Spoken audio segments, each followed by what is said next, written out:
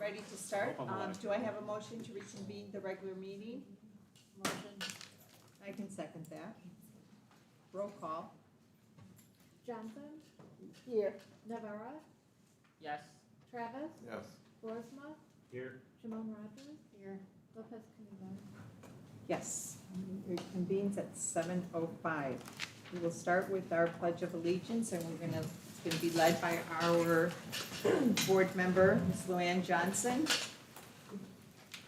I pledge allegiance to the flag of the United States of America and to the republic for which it stands, one nation, under God, indivisible, with liberty and justice for all. We have our resolutions. All right, I am taking the first resolution, and it's one of our own, so it's very exciting. So I will do it from my seat here. Just board members know that Luann Johnson, it's rare in your career when you get a Lifetime Achievement Award for leadership in Will County. You seem to be rolling your eyes, but you deserve it. So in proper form, this resolution is a resolution recognizing Lockport Township High School board member Luann Johnson. Whereas Luann Johnson, Lockport Township High School District 205 Board of Education member, was the recipient of the Michael Austin Clark Lifetime Achievement Award at the 2023 African American Business Association Juneteenth CEO Celebration and Awards Gala.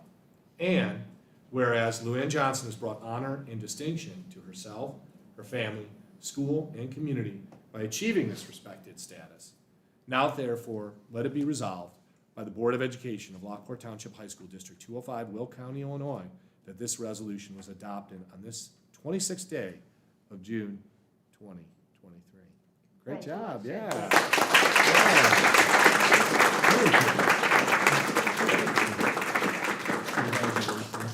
Thank you. Oh, look, PR is right, and I'm coming down on your level. I'm not, What this award looks like. Okay, let's move this. Bella, nothing happened unless PR, takes care of it. Or there's a T-shirt in high school. Perfect, thank you. Thank you. Awesome, great job, yeah. Congratulations. Dr. Reed.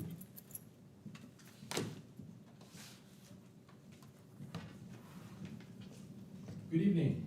This resolution is recognizing the accomplishments of Lockport Township High School student Isabella Diorio. Isabella, would you like to come up and-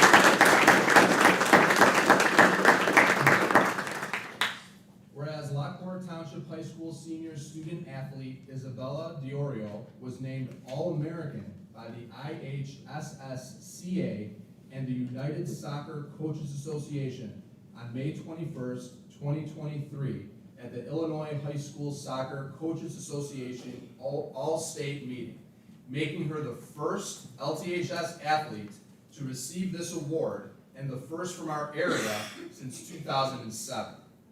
And whereas Isabella Diorio was aided and guided by her coaches, Todd Elkai, Chris Beal, and Steve Rockmore, and has brought honor and distinction to herself, her family, school, and community by achieving this respected status. Now therefore be it resolved by the Board of Education of Lockport Township High School District 205, Will County, Illinois, that this resolution was adopted on this 26th day of June 2023. Congratulations. Yeah.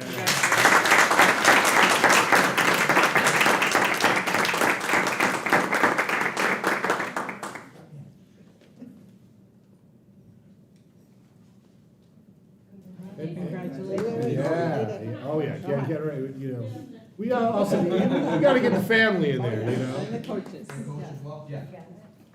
All of you guys get in there. Get in there, Anthony. You guys get in there, Becca, I'll send it to you. All right, all in favor? Yeah, Bella, where everybody's, while everybody's up there, who are these fine folks that are with you? This is my dad, mom, and my brother. All right, Alright. awesome. Congratulations. Yeah. One more. Yeah, well, TCU. Yes. It's warm in Texas right now.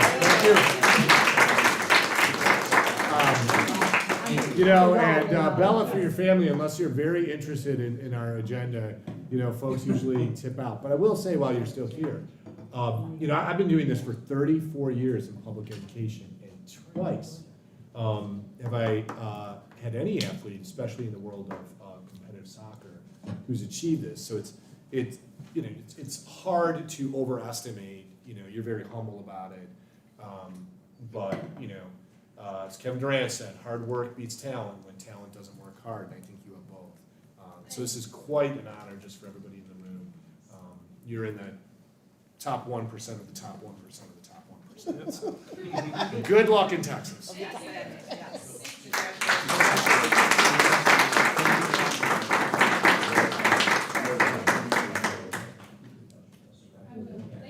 No, thank you. Thank you, guys. Thank you. Congratulations. Good luck. Thank you. All right, do I have a motion to accept the resolutions as presented? I'll make that motion. And I can second that. All in favor? Yes. All right. All right, going on to reports, we have no student government and we have no AFT report. IASB report, Ms. Luann Johnson, do you have anything? There is let me look and see, Three Rivers, Mm-hmm. virtual, training coming up, so I don't know if is it too late, Kathy? For Usually virtual online training? stuff is never too late to, if you wanted to attend. Usually at Three Rivers, is it coming up, Mrs. Johnson? Yeah, I'm trying to see. when. Usually registration, if it's online, if, you know, if it's an online meeting, and usually that's just a forum for sharing between board members in the Three Rivers region, it usually doesn't have an expiration date, even when it says it has an expiration date, we can. 6/29, 6/29, so that Yes. would be, Thursday night? Thursday night. I'd probably say if you're interested, could you just reach out to Kathy and we could get you registered? Do you know what time it is? It says, 6 o'clock. Okay.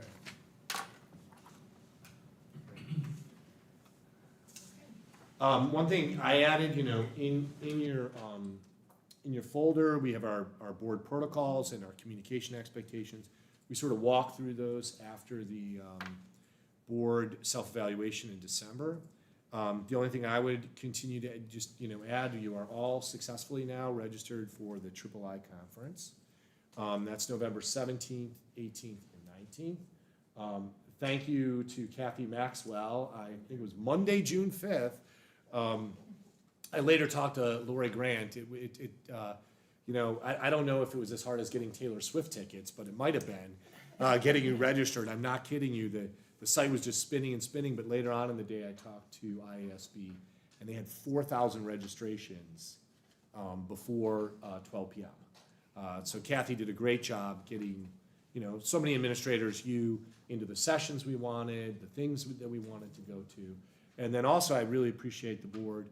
4 of you signed up for the Phil Boyd session, day-long Friday focus workshop with the 2 student board members that will eventually, you know, you'll work through a process to name. That was full. That kind of closed out almost right away. So I appreciate that. I think you're really going to enjoy doing some work with Phil Boyd. I have one other thing. Yeah, for sure. Everybody should have gotten this, it says ISAB Constitution and Position Statements. Yes. And, okay, see, Kathy should get you one. Right. That was in your folder last month with what you take home, but we can easily print another one out. Okay, and, what you do for the new board members is you go through and you read the different, pending, constitution and position, that the various, school boards across the state have come up with. And then, one of my job as your ISAB representative is, when we have, the delegate session, I vote on these. We vote on these to say yay or nay. If you want to amend it, you know, we can put amendments in. So that's sort of what I do when I act as delegate. So please, we'll cover it closer to. Right, closer to the date, and there is inside that booklet, there's sort of a tear-off sheet in terms of your support, abstain, or disagreement. In the booklet, IASB gives you their recommendation. They recommend endorsing or they don't recommend endorsing it. It's interesting, any school board, there is a process to raise a proposal, to be part of the IASB governing board. And in essence, a proposal that passes, IASB begins to advocate on the past proposals to the state legislator, to the governor, on your behalf. So we'll advertise that closer, and when we get really close to it, we'll make sure that you have the sort of little tear-off ballot, and you can give Luann some feedback. Thank you, Ms. Johnson. All right, foundation report, Ms. Angela Adolph.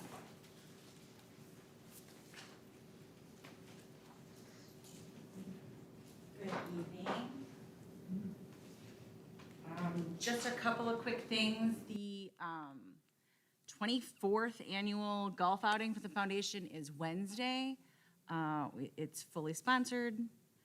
There's all of the golfers are full, and we're excited that the Shack is going to be providing the food.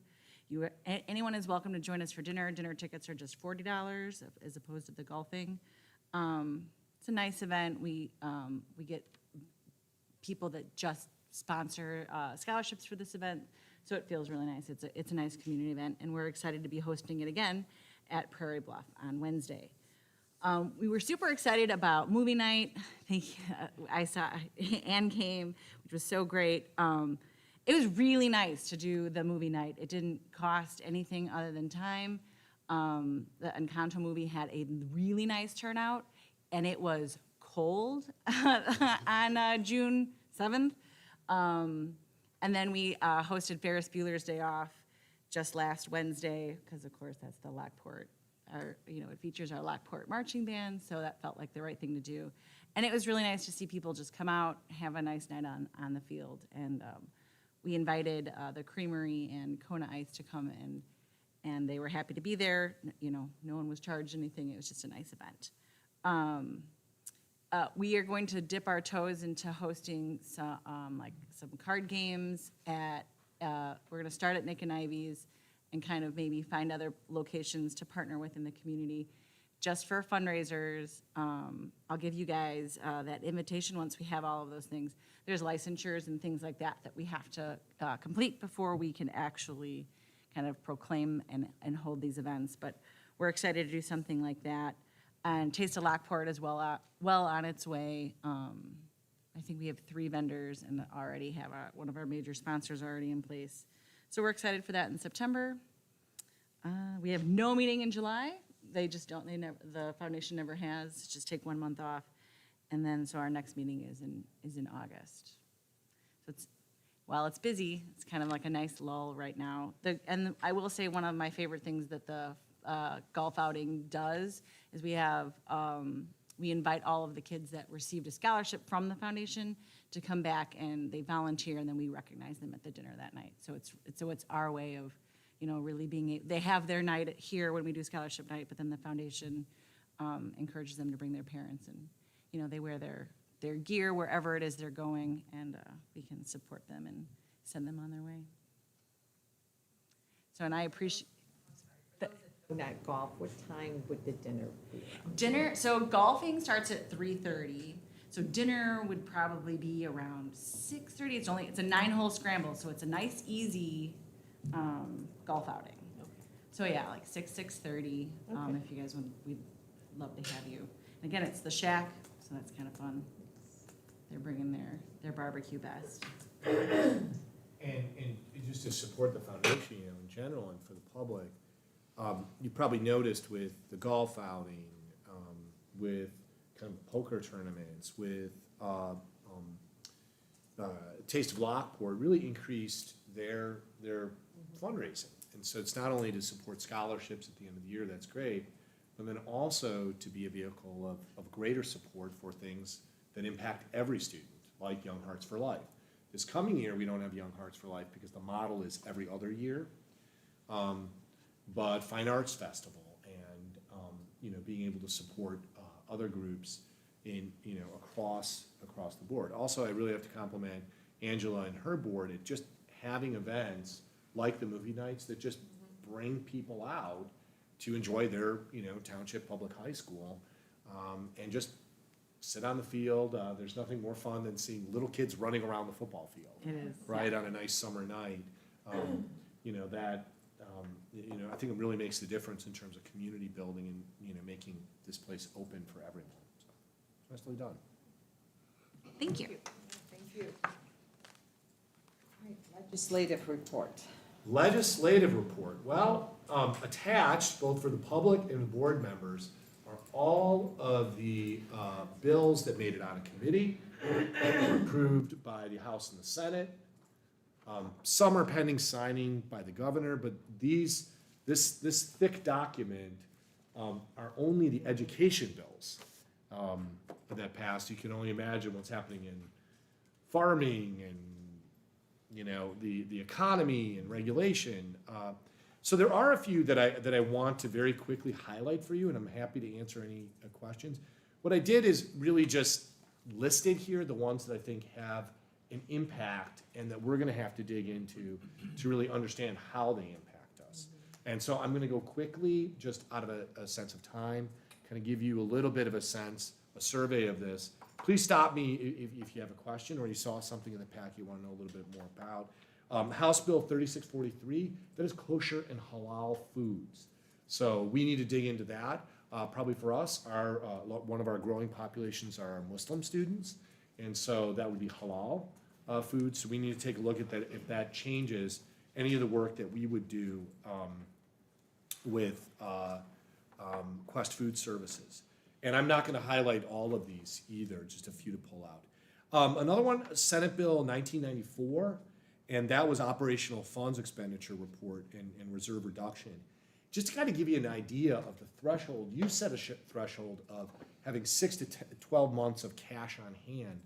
This bill requires that if you have 2.5 times your budget, so really think about how much that would be in the order for us, well above $200 million. You have to file a plan with ISBE to reduce those fund balances. I would never recommend that. I don't think you would carry that kind of fund balance to be 3 times our budget. That's not the, so we already meet that legislation, but interesting. Another place, thank you, Dr. Huntington. We had done some great work to have Narcan.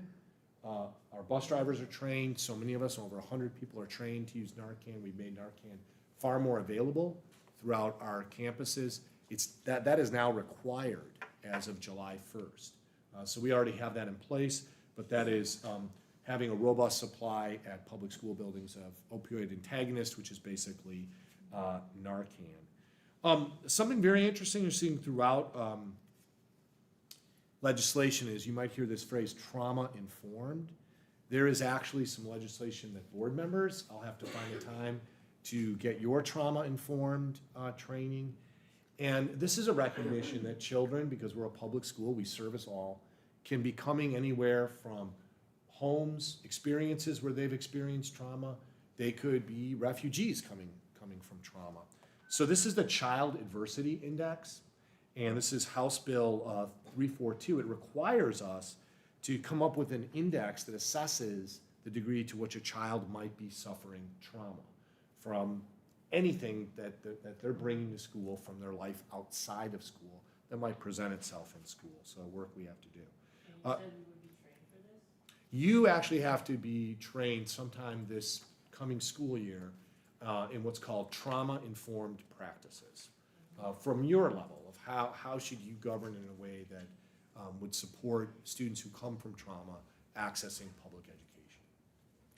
So is this something the board will sign up for, or we individually would sign up? I would suggest that we do it together, do the workshop together. Okay. Graduation dress code. Dr. Greenan and Dr. Green made a foray into this, but graduation dress code, this is Senate Bill 1446. It requires us to permit certain decorations, ethnic or otherwise, as part of graduation dress. This year we were allowing different honor cords, state medals, so opening opening that up. House Bill 3425, it increases the responsibilities that we have to surveil bullying. Schools are now, for quite some time, we've been responsible both for bullying that happens inside of school, but also might be happening outside of school. This increases some of the responsibilities that we have to address that and prevent it. Something important that I saw on this list, I'll have to check with Mrs. Croy, make sure we do this.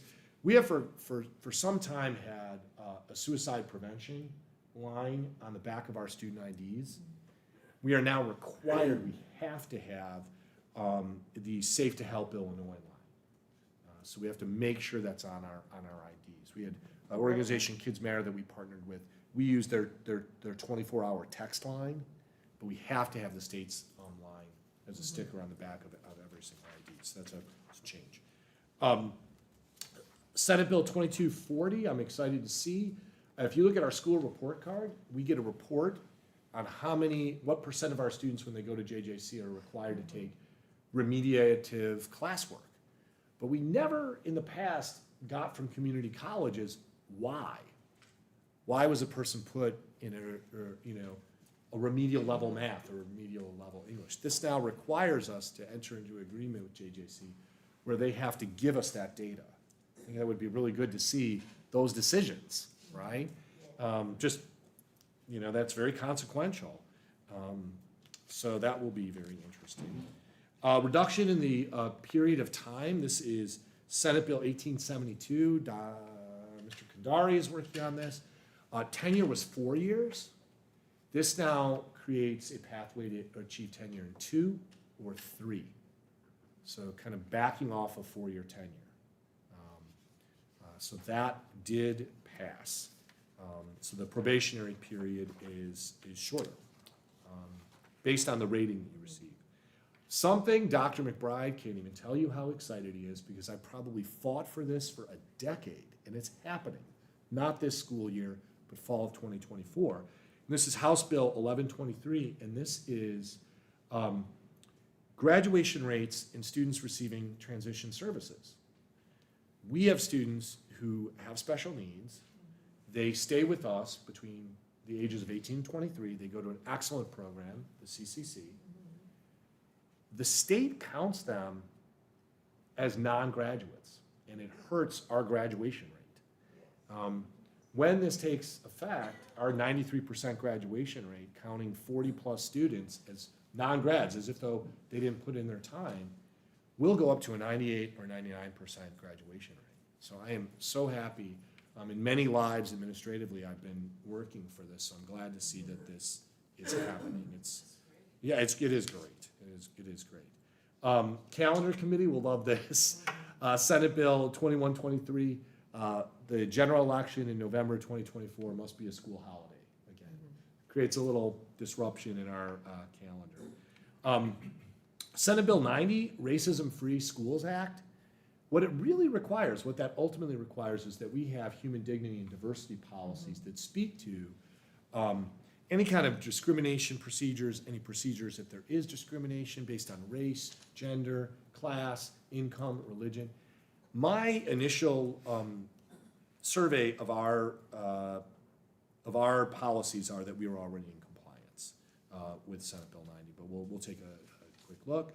House Bill 2447 by our own state representative is changes to the Open Meetings Act. It allows us, that there's very specific reasons that we have to share with the public about why we would go into closed session. Discipline, compensation, litigation. This adds if the board determines that an individual has to be barred from coming onto campus, a no trespass letter. You can now discuss that in closed session. Previously, it had to be discussed in open session. So those are the highlights. You are welcome. Lots going on in Springfield. That's true. Okay. All right. Next, we have the comment follow-up from the May 15, 2023 Board of Education meeting. All right, and Dr. Cristofero, if you want to come up front or you just want to help from here, Dr. Cristofero, whatever, if you're comfortable there, you're good to go. All right, I'm going to sort of aggregate this, and we had two groups of speakers. We had a group of individuals who came and spoke about library books and objectionable content in those library books. And then we had one student who spoke about prom, so I'm going to deal with those separately, and I'm going to try to put all of that together rather than speaking to each of the individual people. We had a number of people, 3 people in particular, who were very supportive of the idea that books are not removed from shelves, books are accessible to all. If you have any specifics, Dr. Christofero, because I asked Dr. Christofero to do a number of calls on this behalf. Those folks really, to aggregate, just wanted their voices heard. They wanted the board to hear that. They wanted to make sure that you knew that there were people in the community that didn't support any kind of censoring, labeling books. Heard. Any follow-up from those folks that I didn't mention, Dr. Christofero? Nope, I just had the phone call with each of them.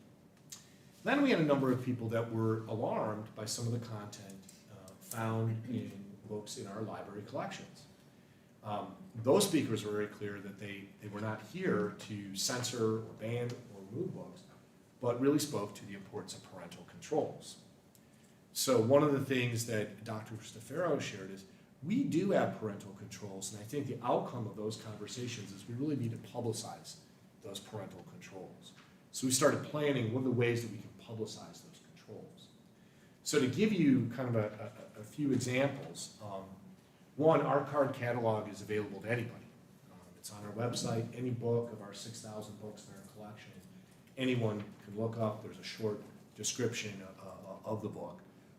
There you can review book titles, descriptions, content. Second, any parent can request of our 2 librarians a reader history of what their child has checked out. So if I wanted one of my children, make a phone call, I want to know what my child has checked out. Third, a parent can request, if there are titles they don't approve of, they can request that those are blocked in their child's account. I don't want my child checking this book out. They can call our school librarians anytime, just like a classroom teacher. How is the library supervised? What are the kind of interactions that library staff members have with students along the lines of material? Anything else to add in terms of those parental controls?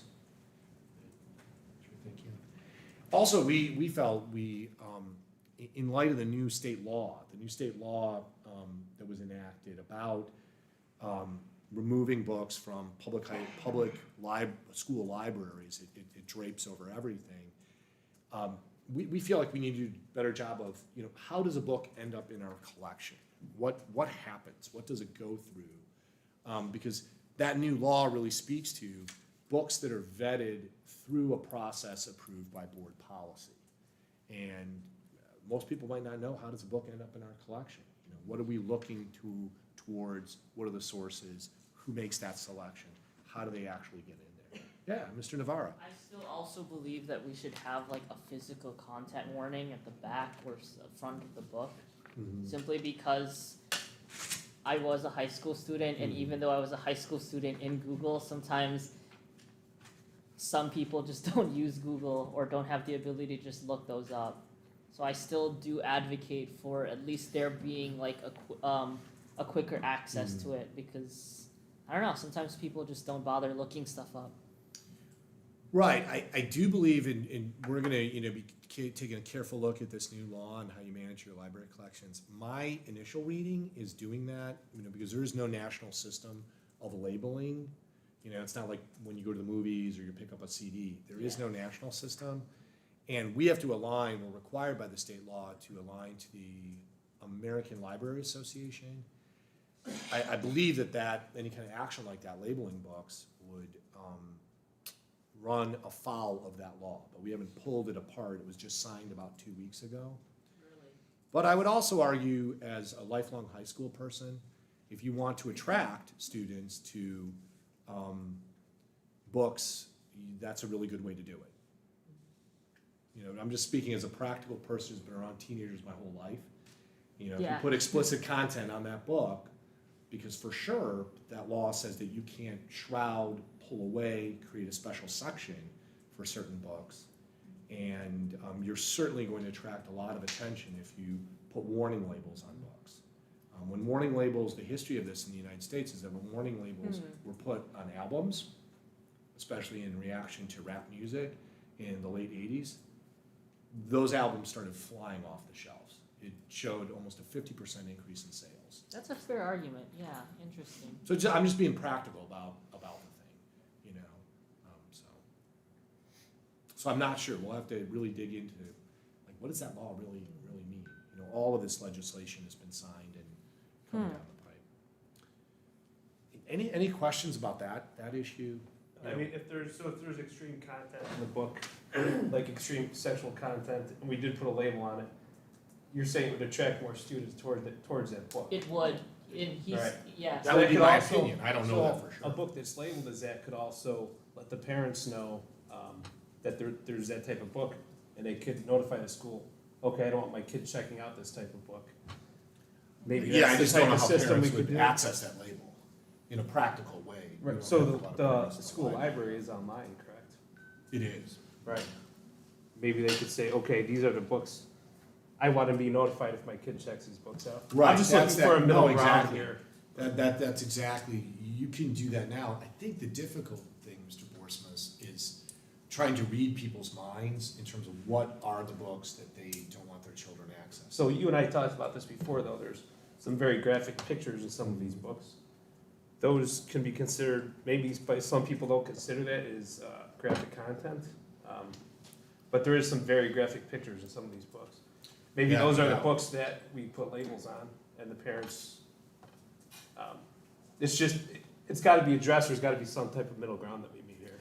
And are you talking a physical label on the book itself, or a label in the card catalog, or a description in the card catalog? Maybe a description that just labels it as extreme, not extreme, but like strong sexual content in the book.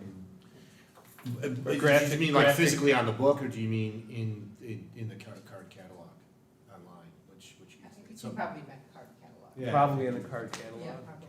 Physically, Yeah. this is all new to me, so. Mhm. But we do have something in place there for a parent to block Yes. their student from certain books, so they do have that in place. Right, so how many books are in the school library online? It's 6,000 books, you said, roughly? It's hard for the parents to go through 6,000 books to see the content. That's maybe something the school could do is maybe I use the term label. You're saying we can't, with the new law, you don't know if you can label the new Yeah, I don't know if we books can or do not. that. Right, so we don't know if we can do it or Yeah, not. to That's find out. something we could look into. I also would say that you would have to vote on this as a board. You know, let's say legally you could, you'd have to vote on a board because you'd be amending your own policy, right? And I would ask, you know, if you were giving us direction as administrative, an attendant question I would ask is, what are your expectations of parent involvement? Right, if, you know, what's the expectation of a parent stewarding his or her child's selections? Where does the parent, like, what do you think is the threshold? How involved should a parent? Because these are really trying to create ways for parents to be involved. So we need a little, I would argue, we need a little partnership here. Yeah, Mr. Navarro. I always believe that transparency is probably what's best, even though there is the argument that putting like labels onto these books would just attract more students to it. I think just being able to give the information, as readily and as like open, I don't know what the word is, but like as much as possible would at least be able to like tell parents like, hey, listen, this is what's happening. That way things don't come out of like left field where people are like, oh, I didn't realize that this was happening. And even though we can do the argument, well, it's like, well, you could have looked online. You would have known if you looked online. When it's like on the physical copy of the book, when it's in the card catalog, when like people are talking about it, we can at least make the argument that at that point you're choosing to ignore those warnings, at least in my mind. Right, and so where in your mind, you know, for example, we've had individuals come, books that they found very, you know, they were concerned about the art in those books. We've had, there was a Facebook posting that gained quite a reaction. So it was clear to me that people have particular titles in mind. Yeah. So where is the parent responsibility as they steward their child to understand what their child should or should not read, and who chooses that? It almost sounds a little bit like you're asking us to choose that for parents by labeling. You could, see, you refer to it as art, it's very graphic pictures, and I don't even, like, I feel uncomfortable talking about what's in there. Yeah, right. Even here as adults, right, and you agree with me on that. Just, you can label it strong sexual content, pictures, or art, as you call it, strong sexual art in these books, and if a parent doesn't want their child, their minor child, it's like 13, 14, you have 13-year-olds in the Right. school here. And I guess what I'm That could be a red suggesting, flag. you're right, what I'm suggesting, Mr. Borsmas, even if, let's say if we did that, I think the board would really have to, what's violent to one person, what's not violent, what's offensive religiously to one person and not offensive to another person. So who decides those lines? But even if we did that, who's the person who alerts the staff that that book is not a book that even if those alerts, let's just say they exist and you could legally do it and you did them, who decides, how does the parent communicate that to us? I would probably still argue that there's an affirmative responsibility for the parent to be involved and to say, this book, I know this book, somebody has to go and make that choice in terms of what, no different than if you buy your child a cell phone. I would hope that most parents would put safeguards on that cell phone because, if you give your child a cell phone these days, they have access to the world and the world has access to them, right? So some agent has to, even if we have those warnings on the card catalog, somebody has to alert us. So that's, I guess, the end of this involves some kind of parent engagement, right? Yeah, Ms. Johnson. Do they have, like with the movies, they have like a rating system? Yeah, Is there such a thing yeah, in library? nationally, there's no rating system like that exists. Okay, For a movie? No, for books. For books. for books. So, we have the rating system that's used for albums, the rating systems that, Motion Picture Association of America, but there isn't one that exists for books. Interesting, but true. I think it also just has to deal with like transparency, because if you ever look at like the rating systems for video games especially, they are really strict when it comes to their content warning. Even there's like a thing, even if you show one drop of blood, it's immediately taken as like a T rating in video games. And most people are not gonna see like one drop of blood, especially if it's like a video game, and freak out about it. But there are things like that where, especially in the video game context, it's a lot stricter. And for the most part, most people are not surprised, especially in certain video game series, that there are depictions that people would find offensive. But in some ways, as long as at least like, it goes back to my argument of as long as you like warn people, people can't yell at you and be like, okay, listen, I didn't expect that. It's like, what did you mean when we gave you like religious, like offensive religious symbolism? When we gave you that warning, you probably should have expected the worst.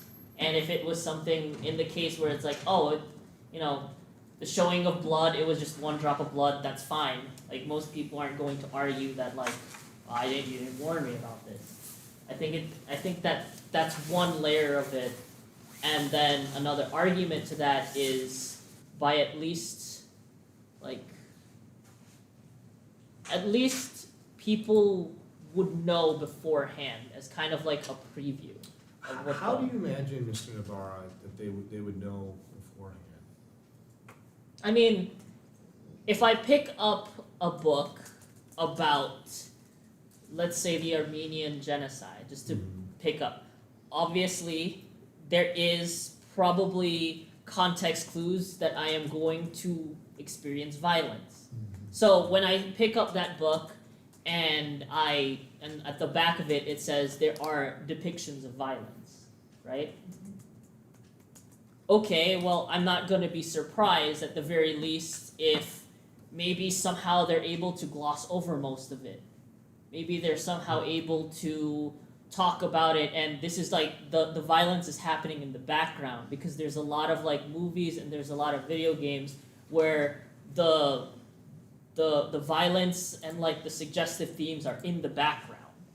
Right, what I'm trying to imagine is without a parent involved in supporting their student, without a parent actively working with their student or looking at our card catalog, I would really, to be, with all due respect, I'd argue there's not a book in our card catalog that if you didn't query that title, that you couldn't get a full description of what's in the book, just online.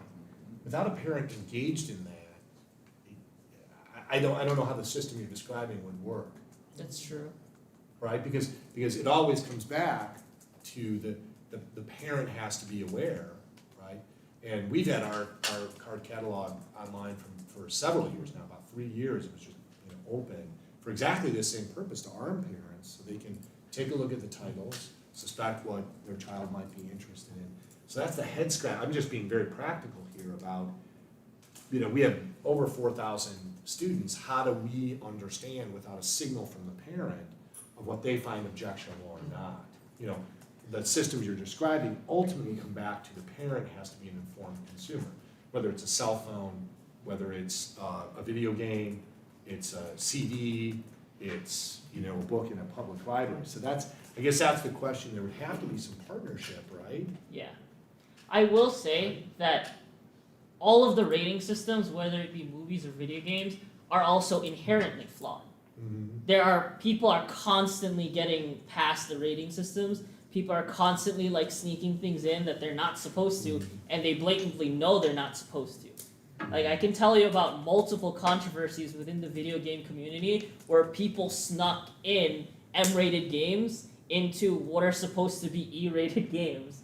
It's actually kind of interesting if you get into that. And I think like the idea is that at least having a system in place is, even if it is flawed and there are ways to get around it, it at least shows that we are trying to be transparent with the parents.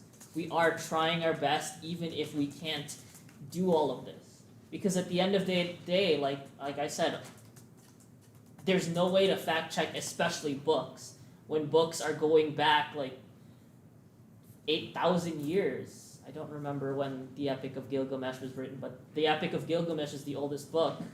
And there are books all throughout history. Most of them are changed, most of them are revisited multiple and hundreds of times. But, at least we can say that as the board, we're trying to give more transparency as to what our content is, rather than just saying it's up to the parents to decide, what is good for you. Because it's not possible for one parent to read 6,000 books. At least as a community, and probably it is us also coming together as a community to have these discussions and have difficult conversations about what is in the content of our libraries. And at least these warnings may not be the end all. These warnings are not supposed to be the end all be all to all of it. It should be the conversational starter. And that would just be kind of a preventative measure to take rather than, our card catalog is online, okay, 6,000 books online. The rest is, once the student's already gone through all these books, okay, the parent may look at, after the son or daughter's checked these books out weeks ago. Everything is post after the books have been checked out. There's no preventative measure taken right now, except for knowing the content of all the 6,000 books in the library. Is there an option in the catalog for a review? Like Amazon has the rating, 5-star rating, 3-star rating. You could add, like as a parent, my son read all these books, this one. Yeah, no, it's not dynamic that way. That would have been an easy, whichever parent would have read it or had a discussion with their Yeah, it's a static description. I'm just looking for a middle ground when I talked about it, because people say you want a book ban. No, nobody wants to ban books, but there's Just a concerns flag. with some, you call it art that's in these books. And some of the graphic content that was read to us at the public comment section before. So there's would, as a board, then I need some direction, we're at a pause, because you would have to amend your own policies. I mean, you would have to, you would have to have a motion among you. So that's not And something. I would have to do a little bit of research for you to make sure that you'd be within legal bounds, and, as advised, I think you're outside of those bounds, just my initial reading of it. But you would have to have a motion to, first to amend at some point in an agenda, probably a future agenda, that you want to open up to amend, and then you all would have to support that. So there's some members we haven't heard from, but everybody, would have to support some type of amendment. We would just need direction from the whole board, right? And we're not gonna come to a resolution to this tonight, for sure. No, Because but it's a very rich discussion. It's a for new sure. law, but it's something that will be discussed in the future, so. Right. So I would just need some direction from you in terms of how you want to proceed. Well, I would suggest probably looking at that law. Start there. Start We have to there. read into the Yeah, law, correct. start there. Yeah, and get a kind of a Because we breakdown don't- of what. we don't wanna make a decision and then here it comes back to us and says, Right. it's against the law or, of that, of our policy. So I would start with that. portion Yeah, of it, that I think would be maybe helpful. And that way we can start. But I think it's a very good conversation to have, I right? would even see if there's like a way to, work with the software for the catalog. If we are removed from it, the school per se, and it's the parents and the students that are putting their feedback in, that might be even better. Yeah, I don't know of a product out there that you can Yeah, dynamically interact with. I know right? Amazon's got them for books, so I'm like, can we just copy and paste? Oh. Right, and that brings up, just one last final point I would make is, on all these book titles, I don't think we have a lack of information out there. Right. I mean, I would probably argue that any of us right now, any book title you have, you can do a synopsis right this moment with a laptop. So I just think that's the fact. That's the world we're living in right now. All right, prom. So this is totally outside of this. I had a really good conversation with Reagan Hayes, who's a student talking about prom in terms of the venue, the cost, the transportation challenges. So you see later in the agenda, proposal to approve Museum of Science and Industry and Boom Productions as kind of a sidecar to that. But it's a one-year contract with the Museum of Science and Industry. The class of 2024, we haven't had a chance to go back to them and see if they want to change a venue. So it'd be appropriate. I've asked our activities director to survey the class of 2024 at the beginning of the year. Appropriate to ask them what they would like to see in terms of their prom. Venue, cost, type of prom. The fact of the matter is right now we have over 1,000 students who attend prom, so that is very limiting. There are not many in the whole Chicagoland area venues that can take a prom that big. Ones that can are already booked up.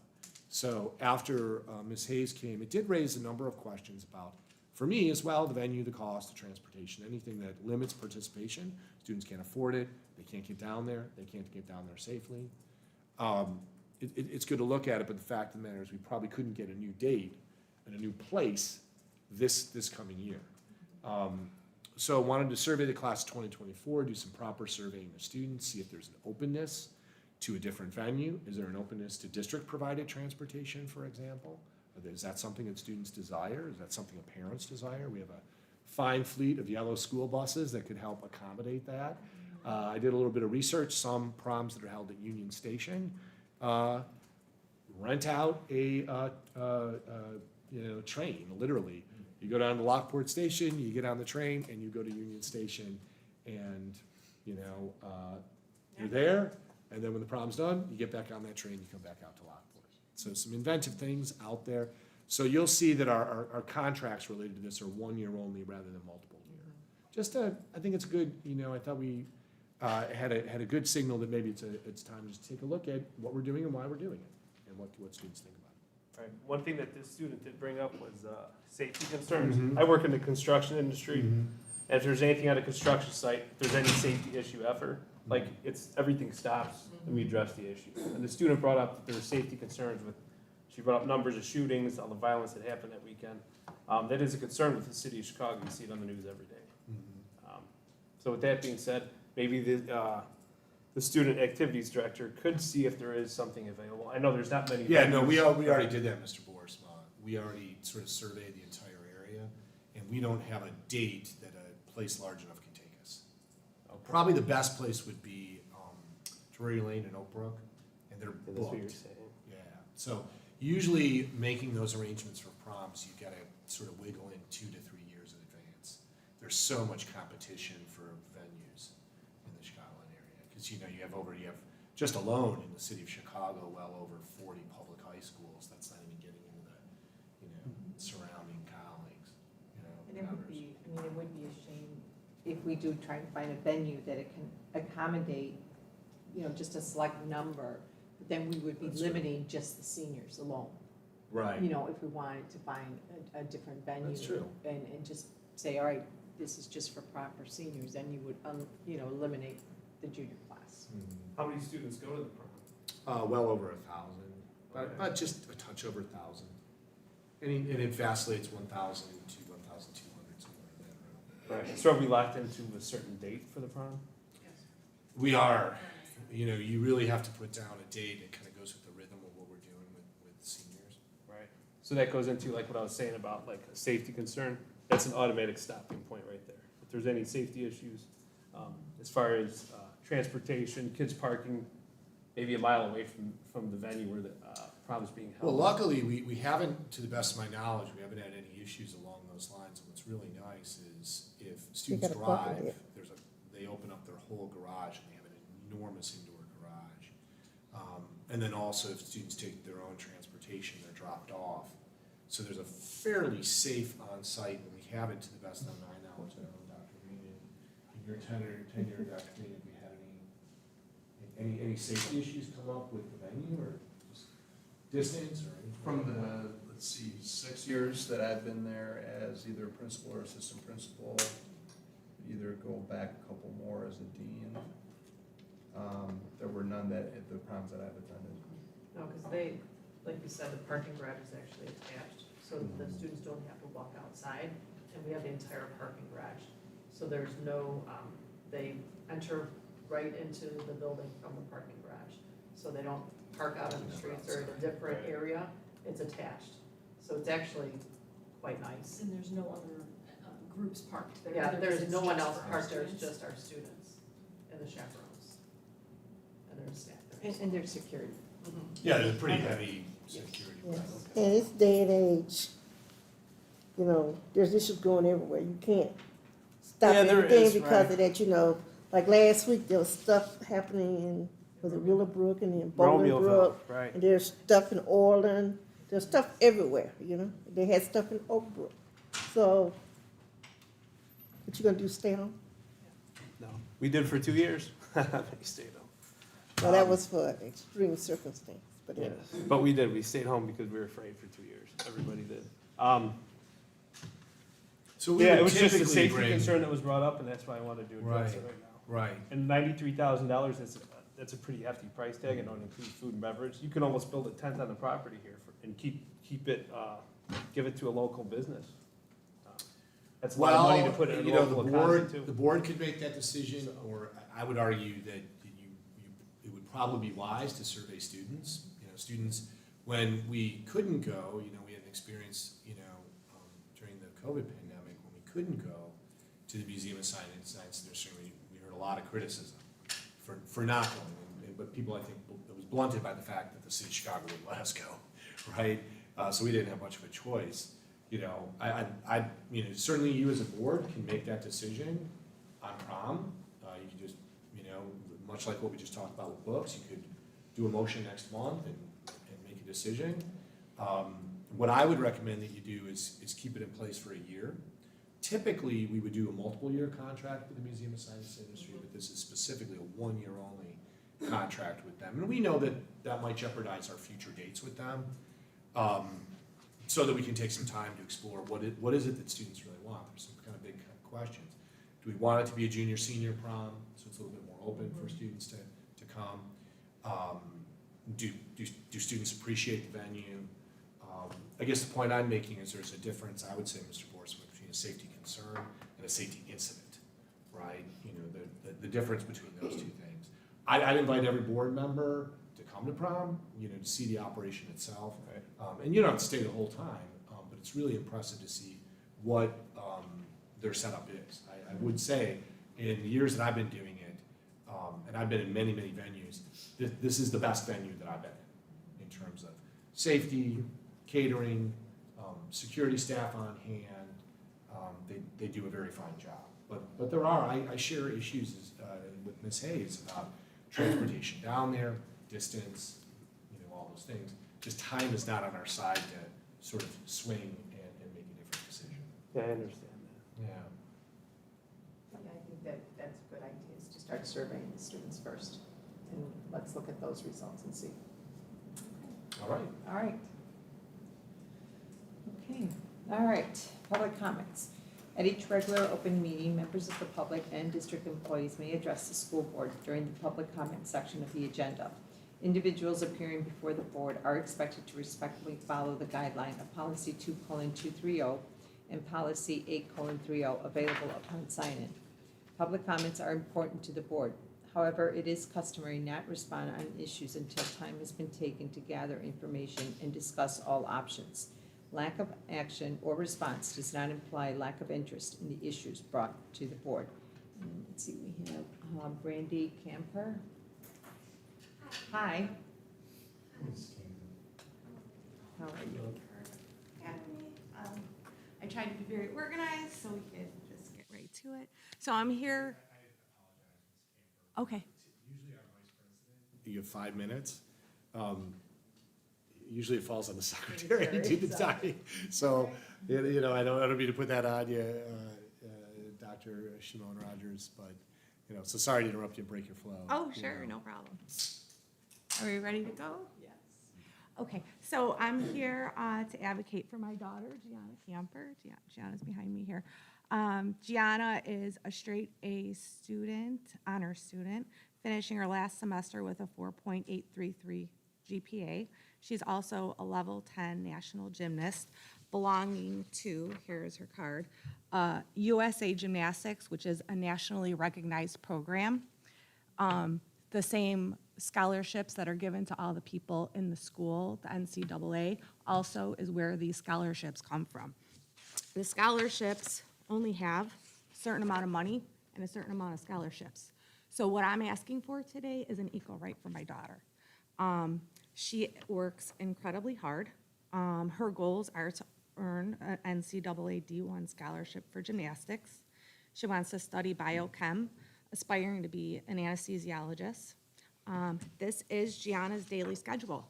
This is not a joke. This is what she's done for all of the years of her schooling. 7:45 to 2:45 school, 3 to 3:10 she's home for a snack and to grab water and to change her clothes. She goes to the gym from 3:30 to 7:30. She gets home at 8 p.m. She starts her homework at 8:30, and with 4 AP classes, we're looking at 3 to 4 hours worth of homework a day. So that's between 11:30 and 12:30. She also has to pack a lunch, which Gianna is extremely healthy. This is a picture of her lunch. I food prep for her, and she puts everything in her own containers because she also likes to eat really healthy while she's working out. She's obviously a very medaled gymnast. These are all of her awards. A level 10 gymnast is extremely hard. Some people never even get to a level 10. Junior year is going to be extremely difficult because she's going to be getting scouted. And so gymnastics, the 4 hours that she's there, is just as important as her academic time that she puts in, and clearly she puts in the time. She also has to do college visits, find time to get clothes ready for school, volunteer, email coaches back and forth during this whole scouting situation. And this is Monday, Tuesday, Thursday, and Friday. She has a rest on Wednesday. She's very good with time management. That's when she catches up as much as she can. Her social life is not very good. She doesn't care. She has a lot of goals. That's what she cares about. She likes to reach them. If she's not accomplishing things, she's not having fun. However, this comes with blood. Gianna, show them your arms.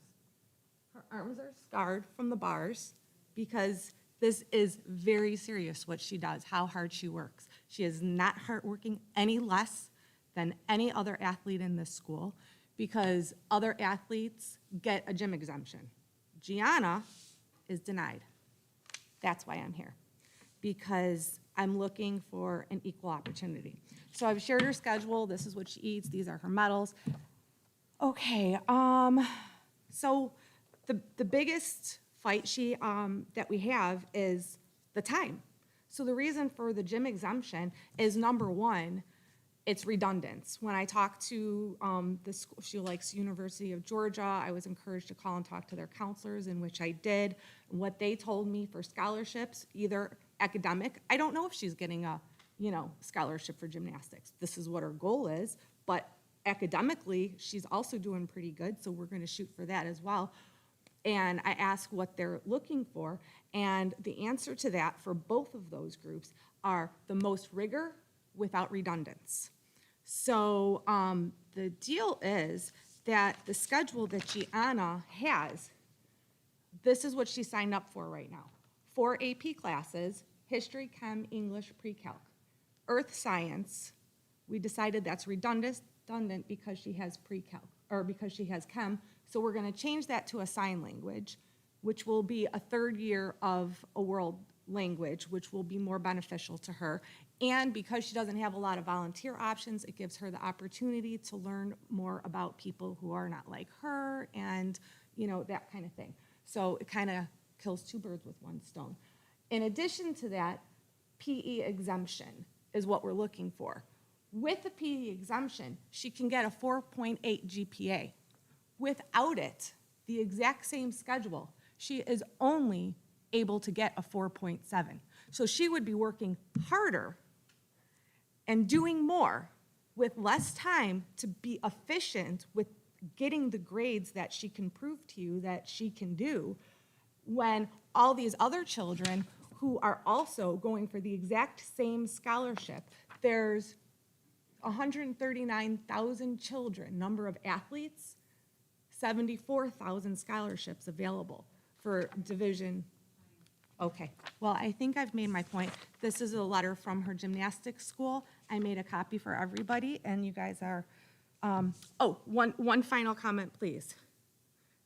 All of the options that everybody had given me was to basically dumb down her schedule, giving her a lower GPA, and that is just not fair when other people get to have a 4.8 and she's dumbed down the schedule.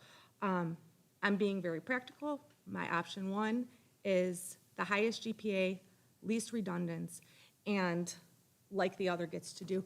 In addition, because NCAA recognizes gymnastics as physical activity, gym is also redundant in her schedule. So it's wasting her time that she does not have. So, thank you. Is everybody clear on what I'm asking for? Yes. Okay. Is everybody clear on the GPAs and everything that she is available to have? I would like to leave that with you guys. Will you guys look this over, my paperwork, or? Yes, if you can just be, Okay.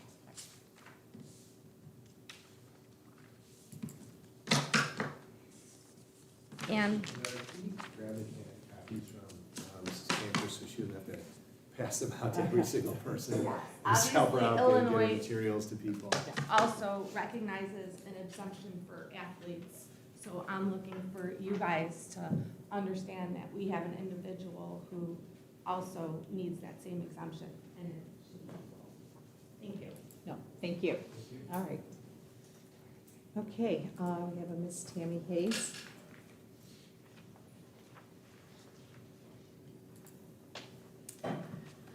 Hello, I'm Tammy Hayes. I've been here before. I just have a quick comment about the prom. And in the words of Marty, or Mr. Boersma, of the, prevention versus Or are we gonna wait for an incident to happen? Is that, I mean, since we've had no incidences, we're gonna stick with the same place.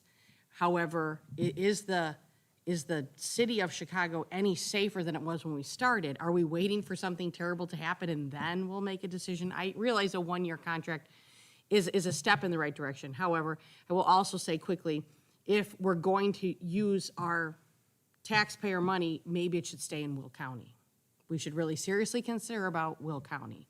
And I realize it's a big class and all that stuff, but that opens up a whole lot of other stuff. Quickly, I want to come back and talk about the library books. I know you guys just had a nice big long discussion about that, and I appreciate that. I appreciate people talking about it. What I think is missed is that, yes, there's, 6,000 books or 5,800 or whatever. How would a parent even know to look for a sexually explicit book in their school library? Wouldn't have even thought that they'd be there. Lots of people don't think that they're there. I did speak to Dr. Cristofaria, and I had said to her then on the phone that I was not aware that I could flag a book. Now, here's my problem, is that if a book is flagged digitally or in my kid's Chromebook or at the library, what is to stop my student from going there after school or maybe during a resource center or whatever, taking the book off the shelf, sitting there and reading it? There's nobody watching that. And I'm not saying that every child should be watched with every book they take out. As you guys kind of said, like I said, I appreciate the discussion. It's the coming together that we're missing here. I kind of felt as I listened, we're asking the parents to have all of these descriptions. Going off of that, I will tell you, when I go from my PC at school, or I'm sorry, at work, the school for this particular one book push that I talked about last time, the description is Precious Jones, a 16-year-old girl who is pregnant with her second child by her father, is pushed by her courageous African-American teacher to learn to read and discover the truth about herself and her life. Now, it does say right next to the book, it says interest level adult. Now, what does that really mean? Only if you go to this button down here that says view more details, it will take you to the publisher's website, which has a little bit bigger picture of the book. It does also say intent level adult, but it has the exact same 14 words. Does that explain? I did not read this book. I did not read the section from this book. I don't want to read the section from this book. It's a very graphic detail, in her words, what she felt while she had sex with her father. It is graphic and explicit and falls under, in my opinion, and maybe in someone else's, and maybe not in others, that's a line between sexually explicit material. There's a federal law on it. You cannot give it to 16-year-olds. There's a law. Look it up. And if more than half of our students are under the age of 16, I understand there might be some state law, but we have to also look at federal laws. So the only way that you can go along, there's an Explore that pops up immediately in the publisher's website only, which unless you scroll down, you don't realize there's extra stuff. And that there it gives you the related subjects. These are the related subjects to this particular book. Child abuse, fiction. Incest, fiction. Pregnant teenagers, fiction. Literacy, fiction. African American girls, fiction. African American girls - New York State - New York, fiction. Harlem, New York, fiction. African American New York, fiction. Domestic fiction. Urban fiction. I believe, I did not read this book, I don't really want to read the book. I believe that her father beats her as well. Did it say child abuse? I guess it does say child abuse, but that is not a detailed description of this book. As a parent, as a grandparent, as an aunt, as a nanny, if I'd be like, oh, look at this girl, she gets to read. The pregnancy by her father would be a little terrifying to me, but I'm just letting you know that at least from the citizen's view, not a staff member, not an LTHS Chromebook, from my computer at work, which is basically a PC, that's what you get. It's not detailed, it's not descriptive. So with that, I will read you a quote from a Education Week article that I read. It said, this is a quote from a superintendent. This is not about books. This is not about censoring. This is about collaboration and what is in the best interest of children. And so I am sorry to hear that in some cases, someone is using this bill, the bill you're speaking of, in the wrong way. We don't want to use a bill to allow things that maybe, like Mr. Navarre said, we need to have a conversation about. The entire community does. You're worried about who would censor these things, who would have thoughts on them? Why not form a committee? The committee can have a staff member, a board member, parent volunteers, maybe just community members who have the time to read the books. Okay. I guess I'll take one more minute too. One public school library contains roughly, or this particular school library contains 390,000 books. Taylor wrote in a statement, books have apparently been added to our libraries for years based on only short summary reviews. This practice has left us with limited awareness of the contents of public school libraries. Our lack of awareness of the sexual explicit content present in our libraries disables us from giving parents the advance notice and the choice to avoid such content in their children's lives. Thank you. On to notices and communications, I believe we have 2 of them. Would you like to read them? So the first one is from the family of George Pappas. It says, your kind and thoughtful expressions of sympathy is deeply appreciated and gratefully acknowledged. To Lockport High School District 205 Board of Education Administrative Faculty and Staff, thank you for your kind words and beautiful floral arrangement you sent for the funeral of George A. Pappas. Our family appreciates your encouragement and thoughtfulness. God bless you, the family of George A. Pappas. The second one is from Trish Surma, and it is to the Lockport Township High School Board of Education and Bob. Thank you for all your kind words and the gift card recognizing my retirement. It has been a great career at LTHS, and I appreciate everyone. Take care and be blessed. Trish. Thank you. All right, and then as you can see from, we have like 5 Freedom of Information requests there. Just moving to our approval items. Okay, do I have a motion to approve the open session meeting minutes from the May 15, 2023 regular board meeting minutes? Make that motion. Second. It's been motioned by Mr. Travis and second by Dr. Shimon Rogers. Are there any questions? All right, hearing none, roll call.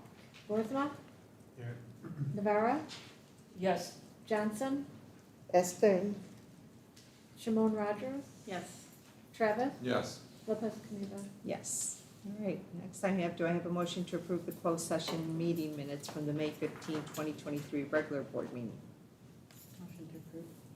All right. Second. It's been motioned by Dr. Shimon Rogers and second by Mr. Travis. Are there any questions? All right, hearing none, roll call. Johnson, Abstain. Boersma, Yes. Navarro, Yes. Shimon Rogers, Yes. Travis, Yes. Lopez Caniva. Yes. All right. Do I have a motion to approve the open session meeting minutes from the June 14, 2023 special board meeting? Motion to approve. I can second that. Are there any questions to those meeting minutes? All right, hearing none, roll call. Shimon Rogers, Yes. Travis, Yes. Navarro, Yes. Boersma, Yes. Johnson, Yes. Lopez Caniva. Yes. Do I have a motion to approve the closed session meeting minutes from the June 14, 2023 special board meeting? Motion to approve. Second. It's been motioned by Dr. Shimon Rogers and second by Mr. Travis. Any questions on those? I do have a point of clarification. Yes. That was a subcommittee of the board, so there are a number of Right. board members who are not in that So, subcommittee. we So have- I would suggest that the board members not in that subcommittee abstain. Yeah. The motion would still pass if the members who are on the subcommittee do approve. So that would be the appropriate way to vote for these particular minutes when you have a subcommittee that's in closed session. So just sharing that point of order. Yeah, so I should change my vote to abstain for No, we this? haven't, No, we we haven't haven't voted taken yet. the vote yet. Which one we talking about? Closed session for, June 14th. That was a subcommittee. Okay. Yeah, Navarro, Abstain? Travis, Stay. Boersma, Abstain. Shimon Rogers, Yes. Johnson, Abstain. Lopez Caniva. yes. All right, do I have a motion to approve the June 2023 board member expenses? Who can make that motion? Second. A motion by Ms. Lopez Caniva and second by Mr. Travis. Are there any questions? Hearing none, roll call. Travis, Yes. Shimon Rogers, Yes. Johnson, Yes. Boersma, Yes. Navarro, Yes. Lopez Caniva. Yes. And before we approve the May 2023 treasurer's report, we have Ms. Stephanie Croy give us an overview. Thank you, President Kaniva. Treasurer's report this month. So you've got it's the June treasurer's report, right? It's the May reports. So next month, you'll be seeing our unaudited end of fiscal year. So we're at the 11-month mark for all of these financial reports. The things I want to point out, the additional information this month is about our insurance renewal for our property casualty, workers' compensation, liability, all of those coverages. I want to point that out to the Board of Education. Bless you. May is the meeting that this cooperative meets and gives us all our renewals, and the third-party administrator does all of the work from January to that meeting, collecting and marketing and trying to get the plan to their renewal. So CLIC, Collective Liability Insurance Cooperative, is a self-insured cooperative for all of these different insurances, okay? It's all school districts in Illinois. Years ago, we did have privately held insurance. And when we switched from there to being part of this cooperative, we saved a ton of money, and we are still paying less than we paid back then.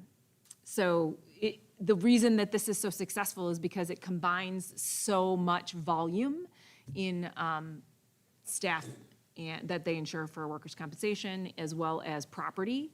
And so the volume is very appealing to insurers, so they give us very good rates. Their risk is mitigated by having such a large pool as well. And so you'll see we actually got a really good renewal this time, and we have a decrease in some of our cost, which is kind of unusual in most of the things that we are going to be seeing next year. But it's really because of managing that risk, right? So if there's any questions on any of those coverages, there's a lot of information I could provide, but it's all in, insurance ease. So summary information is what I chose to provide because it's easier to digest. Are there any questions on the insurance renewal piece or about our cooperative or anything like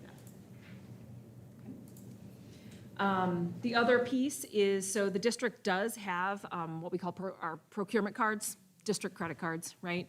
A procurement card program is a little bit different than a credit card program, though, because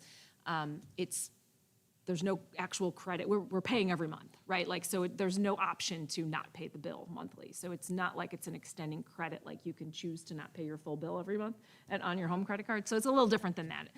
There's also a lot of controls around it. We can set limits, access,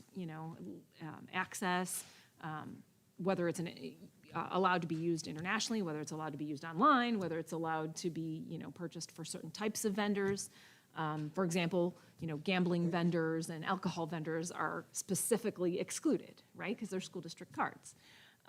So we do have 59 active procurement cards. They are with administrators, department chairs. There's some in athletics. There's some in our transportation center. They're all for ease of use for our trips and purchases that are smaller and easier to make. You're running out to get a supply, or you're taking, coaches are taking students downstate for a tournament, they need to be able to provide food. We don't want our coaches to be able to pay out of their pocket. We also don't want to give advances. So that's the primary types of activity those are used for, and we get a rebate. That's another nice piece of this program. So Illinois Association of School Business Officials, again, it's kind of a cooperative program. Many school districts in Illinois participate in it, and that volume allows us to get a rebate. So our rebate is $15,000 for this time. So any questions on our credit card or procurement card program or usage of that? Okay. Are there any questions on the financial statements this month? So what you'll see next month, again, is the 6th, the June, so it'll be the 12-month report. It'll be unaudited numbers, of course, but historically, we've had very few audit adjustments, so it will pretty much be what our audit looks like come fall. You'll also see our final tax payment that we'll be receiving of the first half will be coming later this week, so that'll be in there. You'll be able to see our revenue. Right now, the revenue still looks a little shy because the June revenue from all the property tax collections is, not in there yet. And my goal this week will be to work with our investor, the companies we use to invest it, and try and schedule out our cash flow and hopefully get some more of that cash invested by the end of the month. Any questions? And of course, like Dr. McBride said earlier, next month you will be seeing the budget, tentative budget for approval.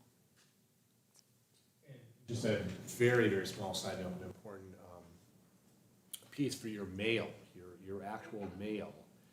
You'll receive a mailing. I sign it. It's a letter from our auditors, but it's a relationship between you and the auditors. Even though it's signed by me, it establishes a relationship with them and asks, based on your oversight of these type of reports, it invites, have you seen anything that concerns you, transfers that are inappropriate, any kind of movement of money that you haven't had questions asked, answered. And that's a relationship between you and the auditor, not even though I sign the letter to, yes, this is a legitimate letter, you're not sharing that with me or Stephanie. It's part of the auditing process where it's a direct line to Gass and Smith, our auditors. So if you see that, please be sure to read it. It's an important thing for you as board members. It opens up a line of communication between you and the auditors if you want to ask any questions, share anything that you're concerned about, want to get any kind of response from them in any way. That should be coming to you probably by the end of this week. Hopefully.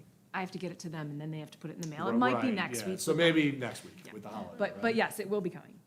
Part of the auditor's responsibility is to independently collect information, not through the administration. So they independently send it to you. Okay, looking forward to that letter. All right. Any questions? Okay, do I have a motion to approve the May 2023 Treasurer's Report? Motion to approve. All right, it's been motioned by Dr. Shimon Rogers and second by Mr. Travis. Roll call. Johnson, Yes. Navarro, Yes. Travis, Yes. Boersma, Yes. Shimon Rogers, Yes. Lopez Caniva. Yes. Moving on to our superintendent's report. All right, well, this evening, really two focal points. One, really appreciate having a robust discussion and learning what's on your minds. I think that's so important when you're here and you're talking to each other, so maybe we can kind of continue that rhythm related to Central Campus. And then also, I just want to give some footnotes about hiring. You'll vote on a lot of hiring later in your consent agenda, but just a couple of footnotes both for you and for the public. In advance of that, a few things. I was remiss, I didn't write this in my report, but thank you to the foundation for honoring a number of our colleagues. Congratulations to our Maroon Apple winners, Kathleen Gallagher, Greg Harrison, and Christine Mildice. Outstanding job. That was a great thing to award them at the end of the year. And then our Mildred Jackson award winner is Bridget Hope. And it was very moving. I appreciate Angela Adolph setting up a very moving, and Angela Huntington helped out quite a bit. I'll never forget Bridget Hope coming down to accept her award. Then we pulled back the curtain, and her students were on stage after we were playing a video. They were actually there. And Bridget works with some of our students who just happen to have some of the highest needs in our district. There's a monthly Illinois State Board of Education newsletter called SOAR, and Bridget was featured in that. So that was really nice to see. June has become, now in our country, two things that mark diversity and inclusion. That's Pride Month and Juneteenth.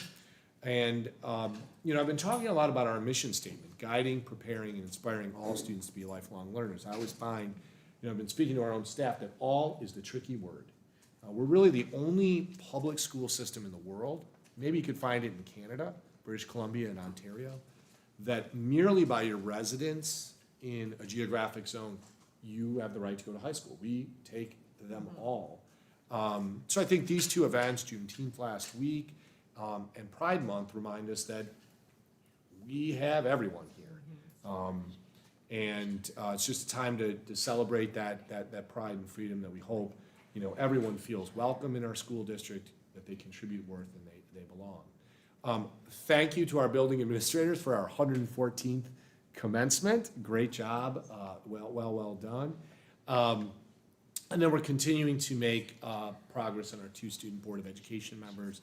53 applications. You have scheduled July 10th and July 17th to interview finalists. So we will move forward with that. All right, renovation and preservation at Central Campus. So this is getting real. Very quickly, and I just want to open it up to maybe check in with each other where you're at here in terms of facilities. We hear quite a bit from the community through all of our soundings that folks would like to see Central continue as a school building. And if that's the mission that the community is telling us, then I would suggest that there's some things that the board has to do in order to renovate and preserve to make sure that that can be a functioning school building. So far this spring, we've had over 300 people through the building on various tours, and one tour alone that Mr. Navarra and Mrs. Lopez-Caniva were at. We had 120 people, touring the building. Canal Days, very popular. The folks that we've seen come out feel that, from people with construction expertise to alumni to newcomers to the neighborhood, those have been the folks who feel that this would be a worthwhile investment to renew that building. We have a Citizens Advisory Committee that started meeting last September through December. Their recommendation was that a renovation is in order, and they recommended that we go beyond just the HVAC, electrical, windows, roofs, masonry needs of the building to really revitalize it and reimagine spaces. On June 8th, Mr. Navarra and Ms. Lopez-Caniva attended. We had about 50 plus participants, 18 students, about 33 staff members, all administrators, 9 people from our Citizens Committee, and then our DLA architects ran a day-long input session. I've got, just to pass this around, this is the agenda for that workshop, so I just thought I kept a couple additional copies so that you can see what we'll be working on that day. So, I'm sorry, Mr. Borismani. I really just want to open it up to you. Where are you at? We are now in the process of spending money on exploring the workshop. For example, our architects, when they come in and they do a workshop with us, they are paid consultants in that role. Tomorrow, Mr. Thompson will meet with the architects to really assess the mechanical and structural improvements, electrical improvements that are needed to try to start getting, my apologies, I miscounted, a sense of what's needed and what the costs would be. So I just wanted to open up in my report to your feedback, your thoughts, and where you're at with the idea of Central continuing on as a school building in the district. I know when, I really thought the Oak Canal Days, the tours that you did during Oak Canal Days, that was very, I want to say marketable. It was a market type of thing, because we did have a lot of people attend, and they were very, first of all, impressed, of course, with the old building, and a lot of the alumni that were there looking at it. And I truthfully, just hearing the comments, outside of the school, saying that yes, we should proceed to save this building, to renovate it. And, I mean, even just having them walk down this uneven hallway, you know, not having the air conditioning, and just looking at, you know, wasted space, you know, just, and I think a lot of them did say they would like visuals, they would like more of those tours. And I think the word has been spreading out there because it is, I'm sure, you know, more and more people are talking about it. I did read, I believe it was in your board update that you were having, I think it was 1973 class come out. Yeah, They're class of gonna- 1973, they're gonna they're be coming looking on at it. August 19th. They have about 50 people that would like to And I tour think the that that's what a lot of this, a lot of what the community members were saying is that we should have more of these tours. Not only just talk about it, but have more of these tours because visual is very important to them. Yeah, when you actually see. Yes, when you actually see that type of thing. And even to have some of, I think there was even some suggestion having some of the staff, some of the teachers, be part of that tour, you know, and to say just the challenges that they face in teaching some of these students. I'm just giving you ideas here of what, Yeah, no, of the no, comments great, that I'm yeah. hearing. Yeah, that comments people were the saying to you feedback, that they the were feedback interested, that I was sure. receiving. And I don't know, Mr. Navarre, if you've gotten any feedback, I mean, while you were, you know, walking tours or anything or outside afterwards. I think, and I've said this multiple times, and just being honest, I actually don't really like the look of Central. I think Central is really old and it reminds us of a time where we didn't really consider certain like benefits to education. In some ways, Central is also confusing and really hard to navigate, and most of the time most of the space is really just wasted space. But at the same time, we also have to consider that Central does a really good job of being a central location. It's at the very center of our district. It's also at the very center, it centralizes the generations of education that our district has had. And to just do away with it in such a short amount of time, instead of trying to salvage it, would seem like a waste. And I think just strategically, we should try to find a way to still at least incorporate it to the student body, because we would be doing a disservice of not only like future generations, but the people who have come to just get rid of the building in its entirety.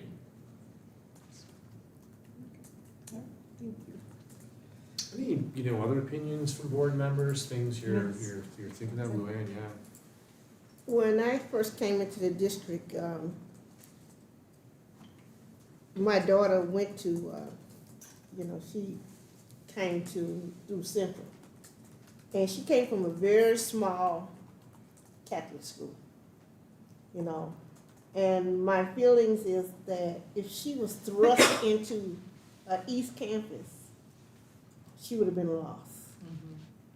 I think Central serves as a nice hub for the new freshmen coming in, for them to get orientated to high school life. When I started high school, I didn't have that. So you tooling around and, you got all the other kids there. But I think this puts all the freshmen together, And I also like the idea that they had houses. People that sort of like supported them, protected them. They sat and they talked about the students and, what about this kid? This kid needs this. They're doing this in this class. I think it was a great support for, like, we know we got 7 feeder schools. And quite a few of them are small. That's right. So this is a great support for those kids to get prepared to come to real high school. They not only got to do changing classes, learning how to time management, et cetera, This was a good starting ground for them. So I think we should keep it. I love the concept. People I talk to in the community, they love the fact that we have that. they say, oh, you guys got that nice, central campus. I remember when Joliet Township decided to do something similar to a freshman campus. They did theirs like a school within a school, which, like I say, it sets us to be unique that we can keep it outside of the school. So, Me, myself, I guess of course, I'm for keeping the school, but we had somewhat of that separation. But when I was in school, the juniors and seniors were over there. So it gave us a little separation. When I first started school, I came over here for freshman and sophomore, and it made it easier for me. Not being with upperclassmen, back then there was a little bit, it is now probably the same thing, a little intimidation with the older kids and the younger kids. So I benefit from that, and like I said, I'm for keeping both campuses. So, I think keeping it would be a great thing. I do, piggybacking on what Lorraine said, having the freshman center is what a lot of colleges are doing now too. They have these learning communities. So you start off your first year, you're with the group, your cohort, and you build that foundation that you need. The only restrictions there is, or that I would, in my opinion, see, is having those common areas, the study areas. Your classrooms are very tight. Yes. And everything's changed since I went there. I was there, same thing, junior, senior year, over in Central. It was a tight squeeze, and it was hot all the time. But Even in winter sometimes. yes. But I think the open concept is what you need. You need areas where students can hang out and build that bond that you have there, but could be even stronger. Because I mean, these are lifelong friendships also. And I was very impressed with the students that spoke at that June 8th, was it June 8th, right? Right, yeah. June 8th, when we met with the architects and towards the end, the students spoke, and I was very impressed with them, and even one of our community members even was impressed with them. He's like, wow, at my age, he said, I would never have been able to get out there and speak like that to a whole group of, of an audience there. But that was one of the things that we kept hearing, is they wanted a common place, a place where they could hang out with their friends, just to, talk, socialize, because he said, even where they said time with just eating, going into the cafeteria, you only have so much time to eat, and it was, but yes, they definitely, that was the top, that they wanted something. And that spills into the classroom. You have that comfort level with your peers, you're gonna go in, you can ask questions freely with the instructors, you're not intimidated. You're not gonna worry about somebody making fun of you for asking a silly question. It's an open feeling, and you kind of need that structure there. And the Citizens Committee really explored that. If you create some of those open spaces, you're gonna have to open the building up. You're gonna have to go beyond just heating and cooling, electrical wiring, roofing, windows. To open it up, you would have to think of some significant renovations, and that's where the renovation and preservation both come in. And that will get rid of your Yeah, I don't wanna. feel. I really don't have too much input. I needed to schedule a tour. Yeah, it'd be great, yeah. The last time I was there was 25 years ago. I took my ACT test there. And I thought it was an old building then, so. Bob and I had talked earlier though, and we were building schools all over the town here. So we were just throwing different options out. I would like to go see the campus though, pretty soon. And one of the things we were talking earlier is new construction. I just also think the board has to be fiscally astute about what's going on. And, new construction would be the most expensive thing that we could ask the community to finance. Probably at the cost of about $150 to $185 million. And so is now, or even in 10 years from now, we were talking about development and growth, the right time to break ground on that kind of building. Probably would be my recommendation that our taxpayers couldn't support that kind of increase. Might support it emotionally. I think it's great for kids. Might not be able to support it in a practical way in your pocketbook. So, thanks for sharing that input. One recommendation I would make, and I'll work with Mrs. Lopez-Caniva on this. Typically in August, the board does a workshop, like a Saturday workshop. I'd like to propose August 12th as a workshop day, and if August 12th doesn't work, we can always find another date. It looks like Dr. Simone Rogers is saying no. But finding a date where you just really focus in a workshop setting yourself with DLA architects. Towards the end of the summer when they put more together, they really take you through, everything you need to know. Very quickly, because we have other reports, hiring and staffing plan. Just want to put, you're gonna prove, you have a number of people that we're recommending. 2 points. One is a process point, the other is a financial point. One, really proud of Tony Kandari, all the administrators behind me, particularly our principals, Dr. Green, Dr. Greenan, in that in hiring, we really looked at our board goal to try to create a staff that's as diverse as our students and to have many voices in the vetting process. And we had everything from parents to students to people outside of the departments to district administrators taking a look at the people that we would bring in and that we would hire and that we would put in front of children. So I believe the process was very solid. Then also, just for comparison, I think it's important to share with you and to share with the public a process that we use every year, which is in essence a process to where we have resignations, people moving on to newer roles, we have retirements, and then we bring new staff members on. And every year, we try to make that new staff less costly. So not second rate, but less expensive. So that every year in the hiring process, we're also getting a savings. So for example, the staff that's leaving us this year was $1.8 million in payroll. The staff coming to us to replace them is $1.5 million, but a 1.568, but a $241,000 savings to the district. And that's really a process that happens every year. So there's a financial part here as well as a process part, and we try to be astute about that as we understand that the people we hire are financial decisions. So that's my report. Thank you. All right, going on to our curriculum report, Dr. Christopher and Dr. Huntington. Hello.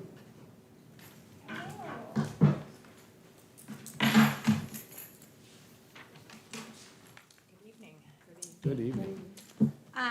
So the first thing we're going to talk to you about tonight is the Consolidated District Plan.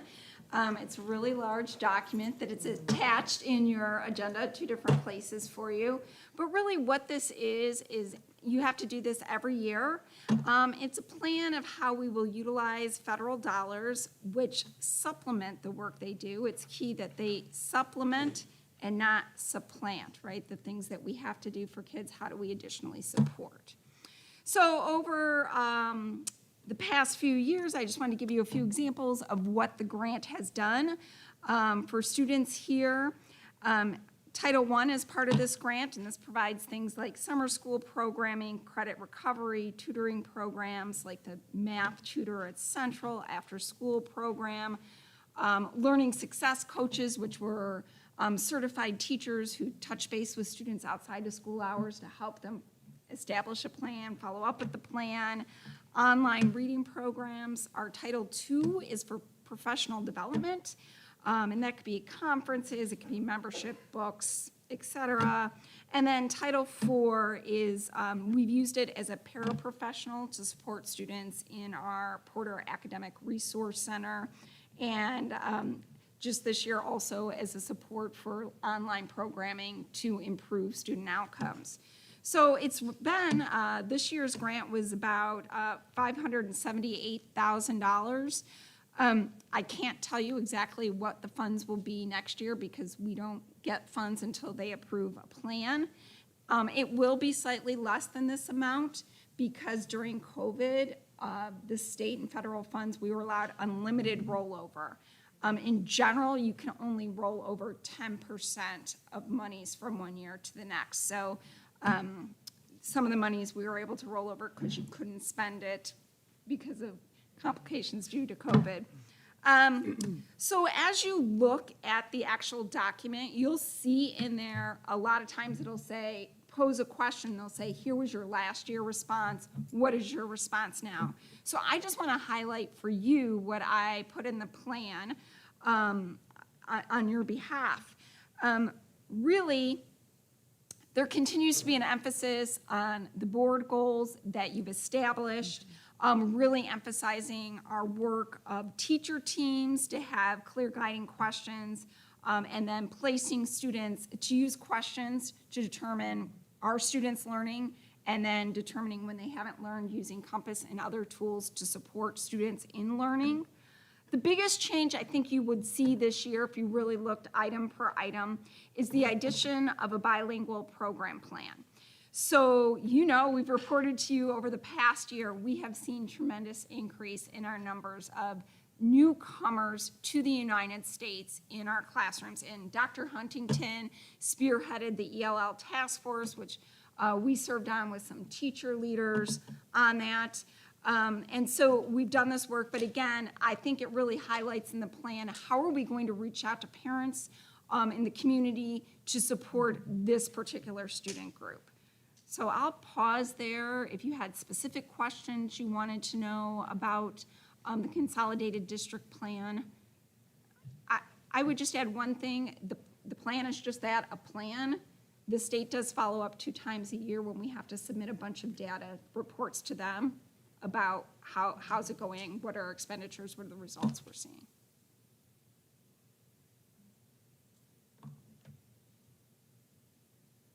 All righty. Then I will move on into the emergency e-learning plan.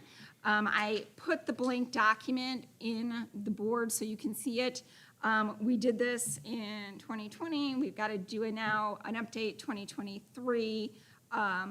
We've shared with you how we've worked with our union membership to make sure that we have a plan that works for students, teachers, to support them in the event we have inclement weather or an electrical problem where you can't run school. And Dr. McBride and I were talking today, and we think in the past 3 years, we used 1 emergency e-learning day. But I feel like our students and teachers, they know how to do emergency online learning.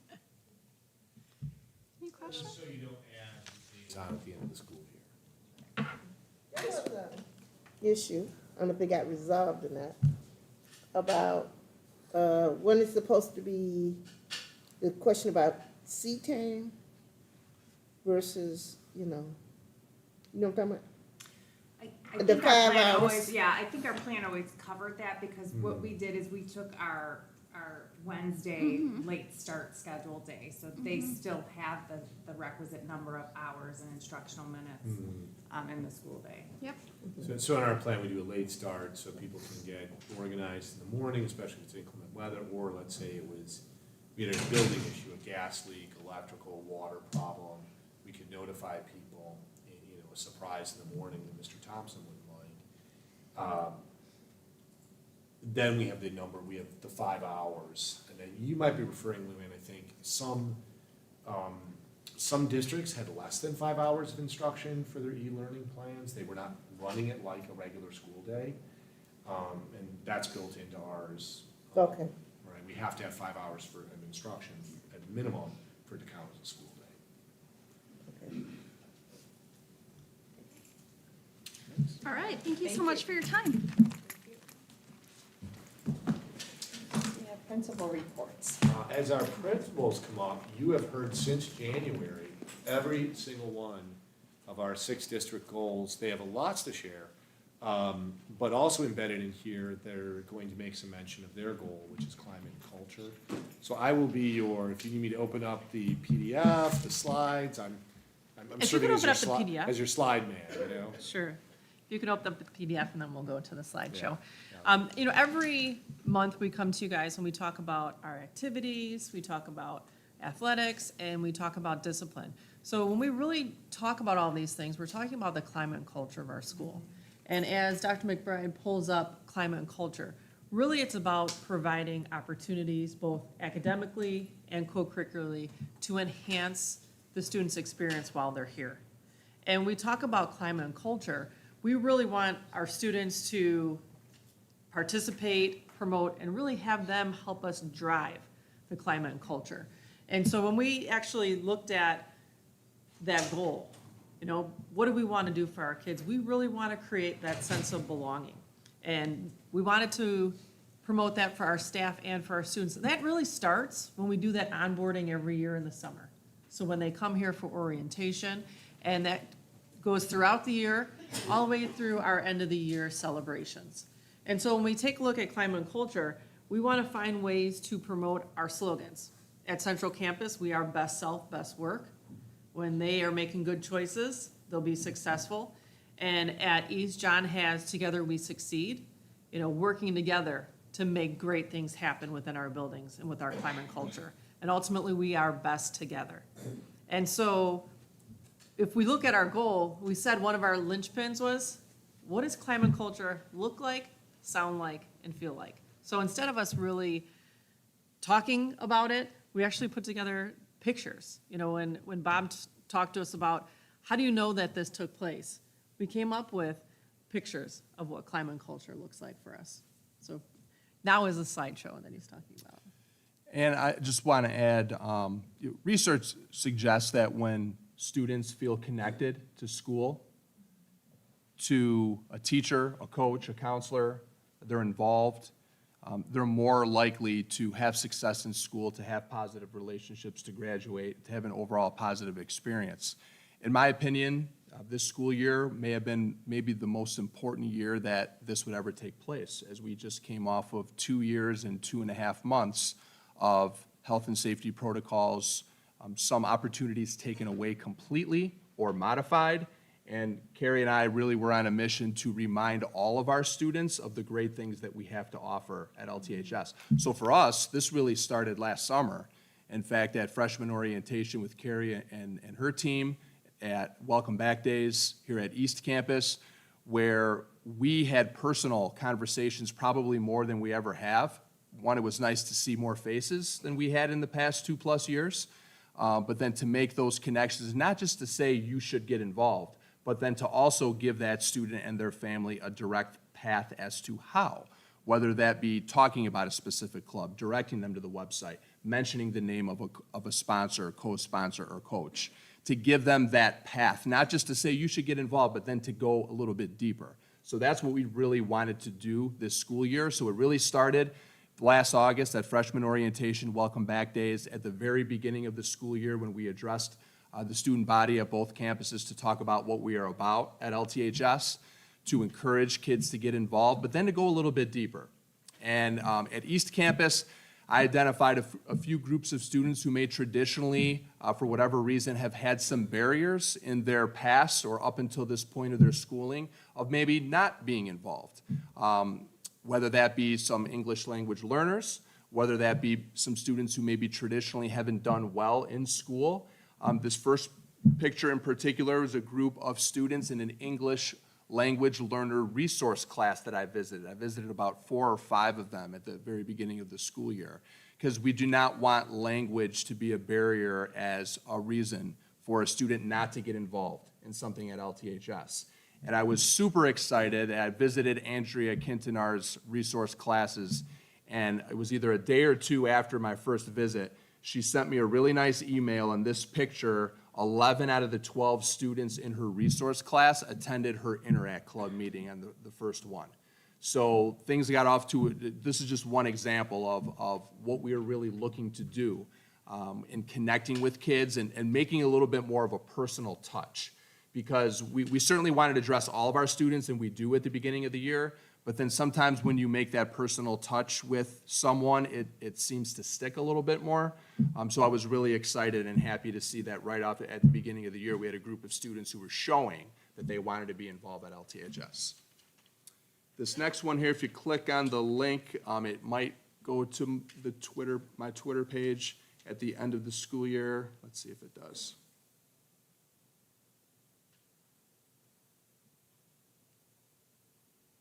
Our special games 2023, this was just at the end of the school year in May. We've had our special games parade with our modified students Our program, we've had this now for several years, but this is just an example as we had our parade at the end of the school year outside at the track at Porter Stadium, as you can see. It's just great to see these students feel so connected to our staff and our students in our PE ACES program who assist these students and the connections that they make to make them feel like they are a part of the school. The next one is one picture of, Carrie and I both do character education initiatives at both of our campuses. Here at East Campus, we do something called SWAT, which stands for Students Who Act Terrifically. Any one of our staff members has the ability to fill out a SWAT card where they, to really exemplify when they see one of our students show one of the 6 pillars of character that we like to promote at both campuses: respect, responsibility, caring, citizenship, trustworthiness, and thank you, kindness. So whenever a staff member nominates a student, they drop the card off to the principal's office. I make a visit to the classroom to recognize that student in front of their peers. And at the end of the month, I pick randomly 2 lucky winners to get a gift card to a local Lockport restaurant. And then we promote it on social media as well. So again, this is just a way. We also announce the winners over the intercom. So it's just a small way to really show the type of behaviors that we like to see at LTHS.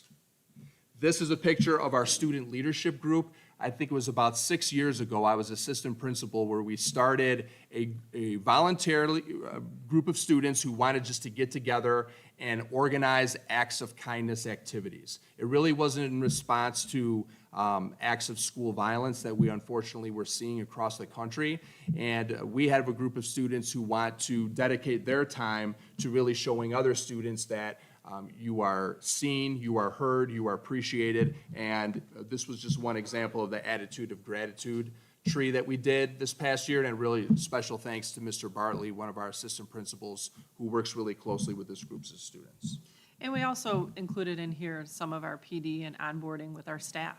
You know, when we talk about that sense of belonging, we want to make sure that that extends to our staff as well. So our wonderful Dr. Jen Webray, who you guys have seen many times.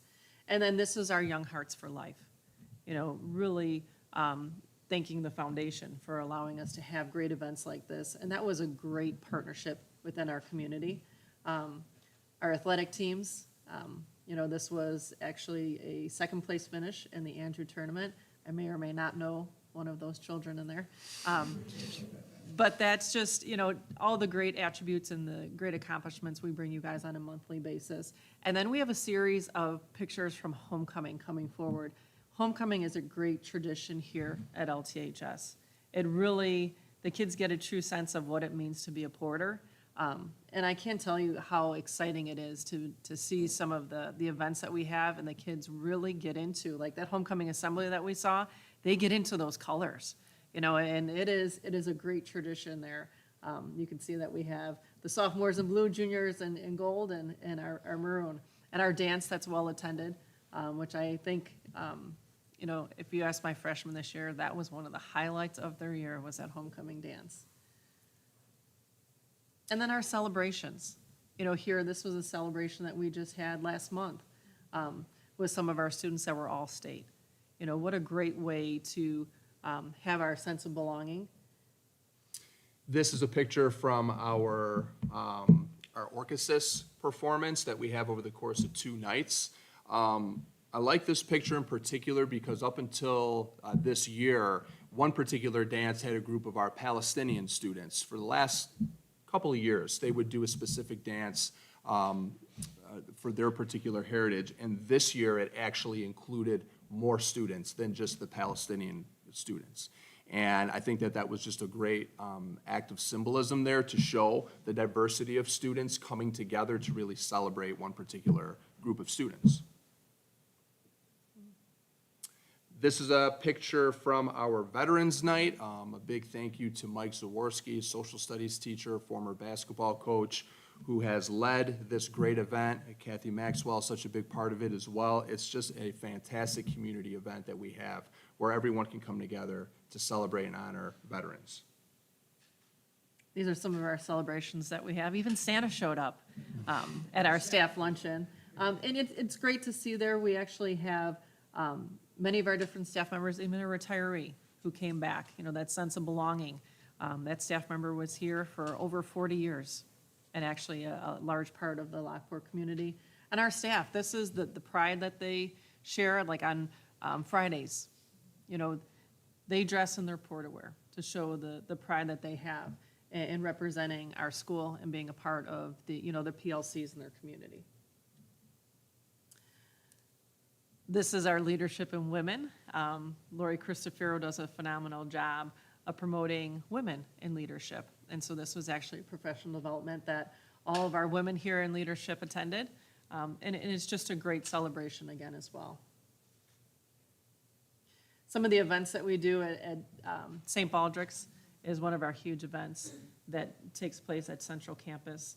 We have our Special Olympics game, followed by the head shaving of St. Baldrick's. And then some of our character ed assemblies at Central Campus. The next one is our Best Self, Best Work character celebration with our students. They earn those shirts. Ms. Sermon said she wanted to get in there since this was her swan song. But just taking a look at all of the wonderful things that our kids accomplish in the classroom and out. And our goal really is to broadcast all of the wonderful things that are taking place, all of the opportunities, and to remove barriers so that we really truly can be best together. So that is our climate and culture goal. Any questions or anything that you want to ask? Thank you. Thank you. Thank you. Thank you. Kids can't say they ain't involved. A lot of opportunities. If they wanted to. Yes. Okay. All right, just very quickly, we always want to make sure that you are aware of overnight field trips, and there are two. One is going to happen. We continue to be invited to a prestigious boys golf tournament in Arizona. That is upcoming. And then one that's already taken place is Skills USA National. I was just talking, I've got to get some results from that. We, once again, finished very well in this national design, manufacturing, engineering competition that was in Atlanta,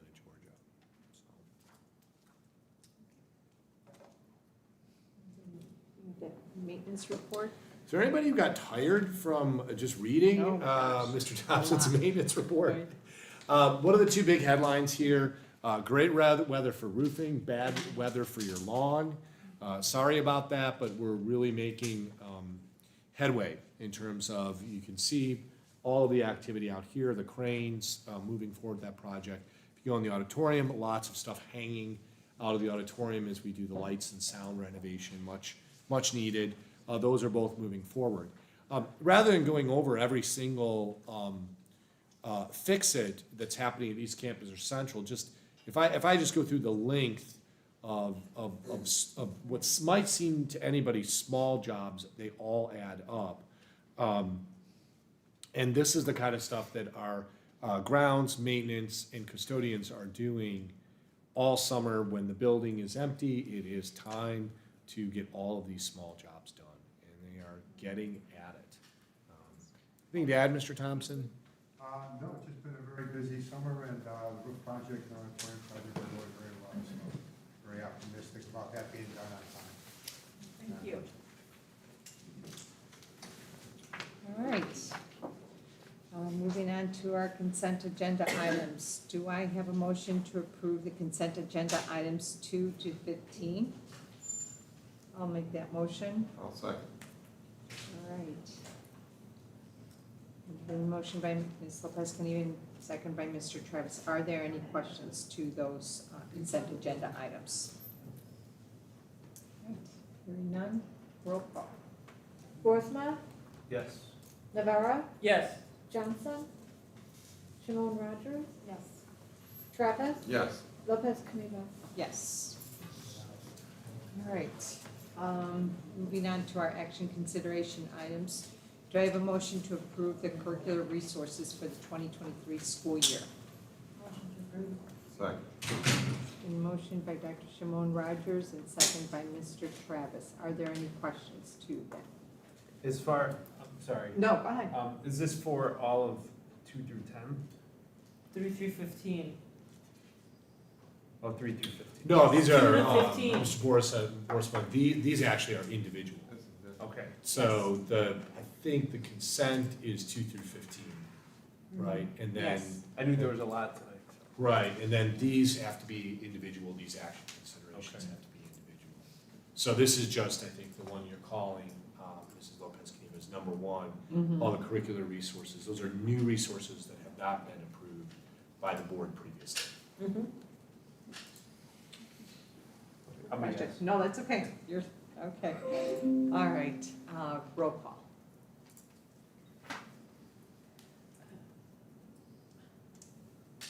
Shimon Rogers? Yes. Travis? Yes. Navarro? Yes. Boersma? Yes. Lopez Caniva? Yes. All right, do I have a motion to approve the 2023-2024 Consolidated District Plan? Make that motion. Second.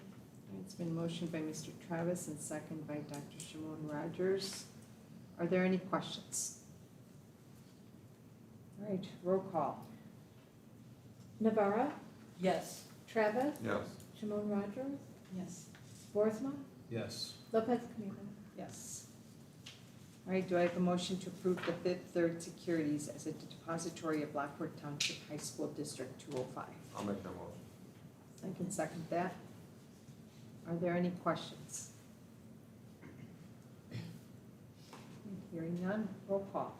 Shimon Rogers? Yes. Boersma? Yes. Travis? Yes. Navarro? Yes. Lopez Caniva? Yes. All right, do I have a motion to approve the non-licensed director's salaries for the 2023-2024 fiscal year? I'll make that motion. Second. It's been motioned by Mr. Travis and second by Dr. Shimon Rogers. Roll call. Or any Travis? questions, I'm sorry, any questions to this? All right, roll call. Travis? Yes. Shimon Rogers? Yes. Boersma? Yes. Navarro? Yes. Lopez Caniva? Yes. All right, do I have a motion to approve the salaries for non-licensed employees not covered by collective bargaining agreements for the 2023-2024 fiscal year? I'll make that motion. I can second that. All right, are there any questions? Roll call. Navarro? Yes. Travis? Yes. Boersma? Yes. Shimon Rogers? Yes. Lopez Caniva? Yes. Do I have a motion to approve the licensed administrator contracts for the 2023-2024 fiscal year? I can make that motion. I'll second. It's been motioned by Ms. Lopez, and even second by Mr. Travis. Are there any questions? All right, roll call. Boersma? Yes. Navarro? Yes. Shimon Rogers? Yes. Travis? Yes. Lopez Caniva? Yes. Do I have a motion to approve the bus driver salary schedule for the 2023-2024 fiscal year? I'll make that motion. Second. It's been motioned by Mr. Travis and second by Dr. Shimon Rogers. Are there any questions? Hearing none, roll call. Boersma? Yes. Navarro? Yes. Travis? Yes. Shimon Rogers? Yes. Lopez Caniva? Yes. All right, do I have a motion to approve the Boom Entertainment proposal for Homecoming 2023, Twerp 2024, and Prom 2024? Make that motion. I can second that. Are there any questions? I do have a question about that one. So so that's homecoming, twerp, and prom, we have the contracts for. If we did not approve the prom location, we would still have the contract for Boom, but we'd have to change it to the new location, correct? Correct, and this is almost like a DJ type of thing, so they Right. just go wherever the venue is, wherever we have it. Their cost really isn't dependent on the venue. Okay. Yes. Unless at the venue, if we ask them to do something outside of this contract, to set Right. something up, create something, make something. And, you know, just Mr. Borzwa, for your knowledge, I mean, we've had Boom Entertainment for many years, from what I understand, and the kids love it. Right, yeah, I've heard a lot of good things about them. Yes. Yes. Okay. So I'm a yes. And emceeing an event shapes the behavior of the crowd significantly, so it's the best supervision we have. Roll call. Shimon Rogers? Yes. Travis? Yes. Navarro? Yes. Boersma? Yes. Lopez Caniva? Yes. All right, do I have a motion to approve the 2024 prom contract with Museum of Science and Industry? I'll make that motion. And you can second that. Are there any questions? Yeah, this is still something I think we should look to reconsider for, at least give it another month. Just the safety concern, I'm just saying to the board, the word safety, right, that's a red flag right there. I think we should look what we could do, maybe another location for next month, even to keep it local, and I could even reach out to the Mayor Lockport, see if he has any suggestions. But I think when we had that prior discussion, it's gonna be very hard for us to find a venue so close. And then if we do table this, I mean, it's gonna, I would hate to not have this contract. I mean, I'm sure we can always cancel this, right? Or is there, I don't remember what the terms are, I'd have to look in the terms to as see what our far, rules are. as far as cancellation fee or something? I know there are cancellation terms in there, I just don't remember the Yes. specifics of it. It is also the end of our fiscal year. Yeah. So, I would just hate to not have it approved and then have it tabled for next month. And then trying to find a venue within 1 month, it's gonna be very difficult. Right. It really is. this But is even the- if we did vote no on it, the kids are not going to not have a prom. They will have a prom one way or another. I'm sure we'll find a way to make it work, so. Yes, yes. I think the biggest hurdle is that this is the last meeting before the end of our fiscal year. So, you know, there is some concerns that if we don't approve this now, you know, we would miss the fiscal year. Right. It's still the word safety, it's a dead stop. So. Roll call. Navarro? Yes. Travis? Yes. Boersma? Yes. Shimon Rogers? Yes. Johnson? Wait. I'm sorry, I'm a no on that.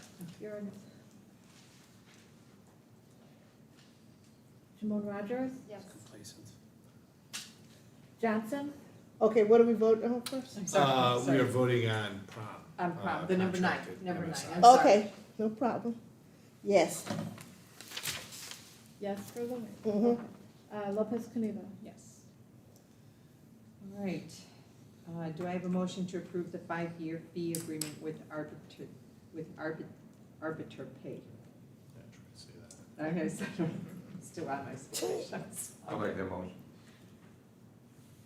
And I can second that. Are there any questions? Hearing none? Roll call. Travis? Yes. Shimon Rogers? Yes. Johnson? Yes. Boersma? Yes. Navarro? Yes. Lopez Caniva? Yes. All right, there's no policy updates. If there is press 112, it's, we have it, and Kathy Maxwell's done a good job. Should I do the announcements? Yes, please. All right, last week, you had great, Lockport, Ferris Bueller's Day Off, we make a guest appearance. Wednesday, golfing, but also the dinner's gonna be great, I think, very enjoyable at Prairie Bluff there. With the Shack, they'll do a great job. The board special session, we agreed, that would be our first round of interviews, July 10th, right here, 6 p.m. Then we have a regular meeting, July 17th, 6 p.m. closed session to finish off those interviews. Music event, July 22nd. I was someplace today and I was listening to Foreigner in some restaurant or something. But Off the Record has been invited to open for the band Foreigner and Loverboy at the Hollywood Casino Amphitheater in Tinley Park. So that's fun to be an opening act. I think Dr. Rogers gave me her signal that August 12th doesn't work, but that's proposed. That's just looking for some date to really do a deep dive. And then our August board meeting is the 21st. If you can possibly give us some more dates. Yeah, I'll put a Or bunch for of the dates board- out. Yeah, for the board Yeah. workshop. I was just doing corresponding dates from what we've done in the Yeah. past, but it's not like etched in stone or anything like that. Thank you. All right, do I have a motion to adjourn tonight's meeting? Second. All right, it's been motioned by Mr. Travis and second by Dr. Shimon Rogers. All in favor? Aye. Aye. Thank you, All right. everyone. Yeah, thanks, everybody. Thanks for the discussion.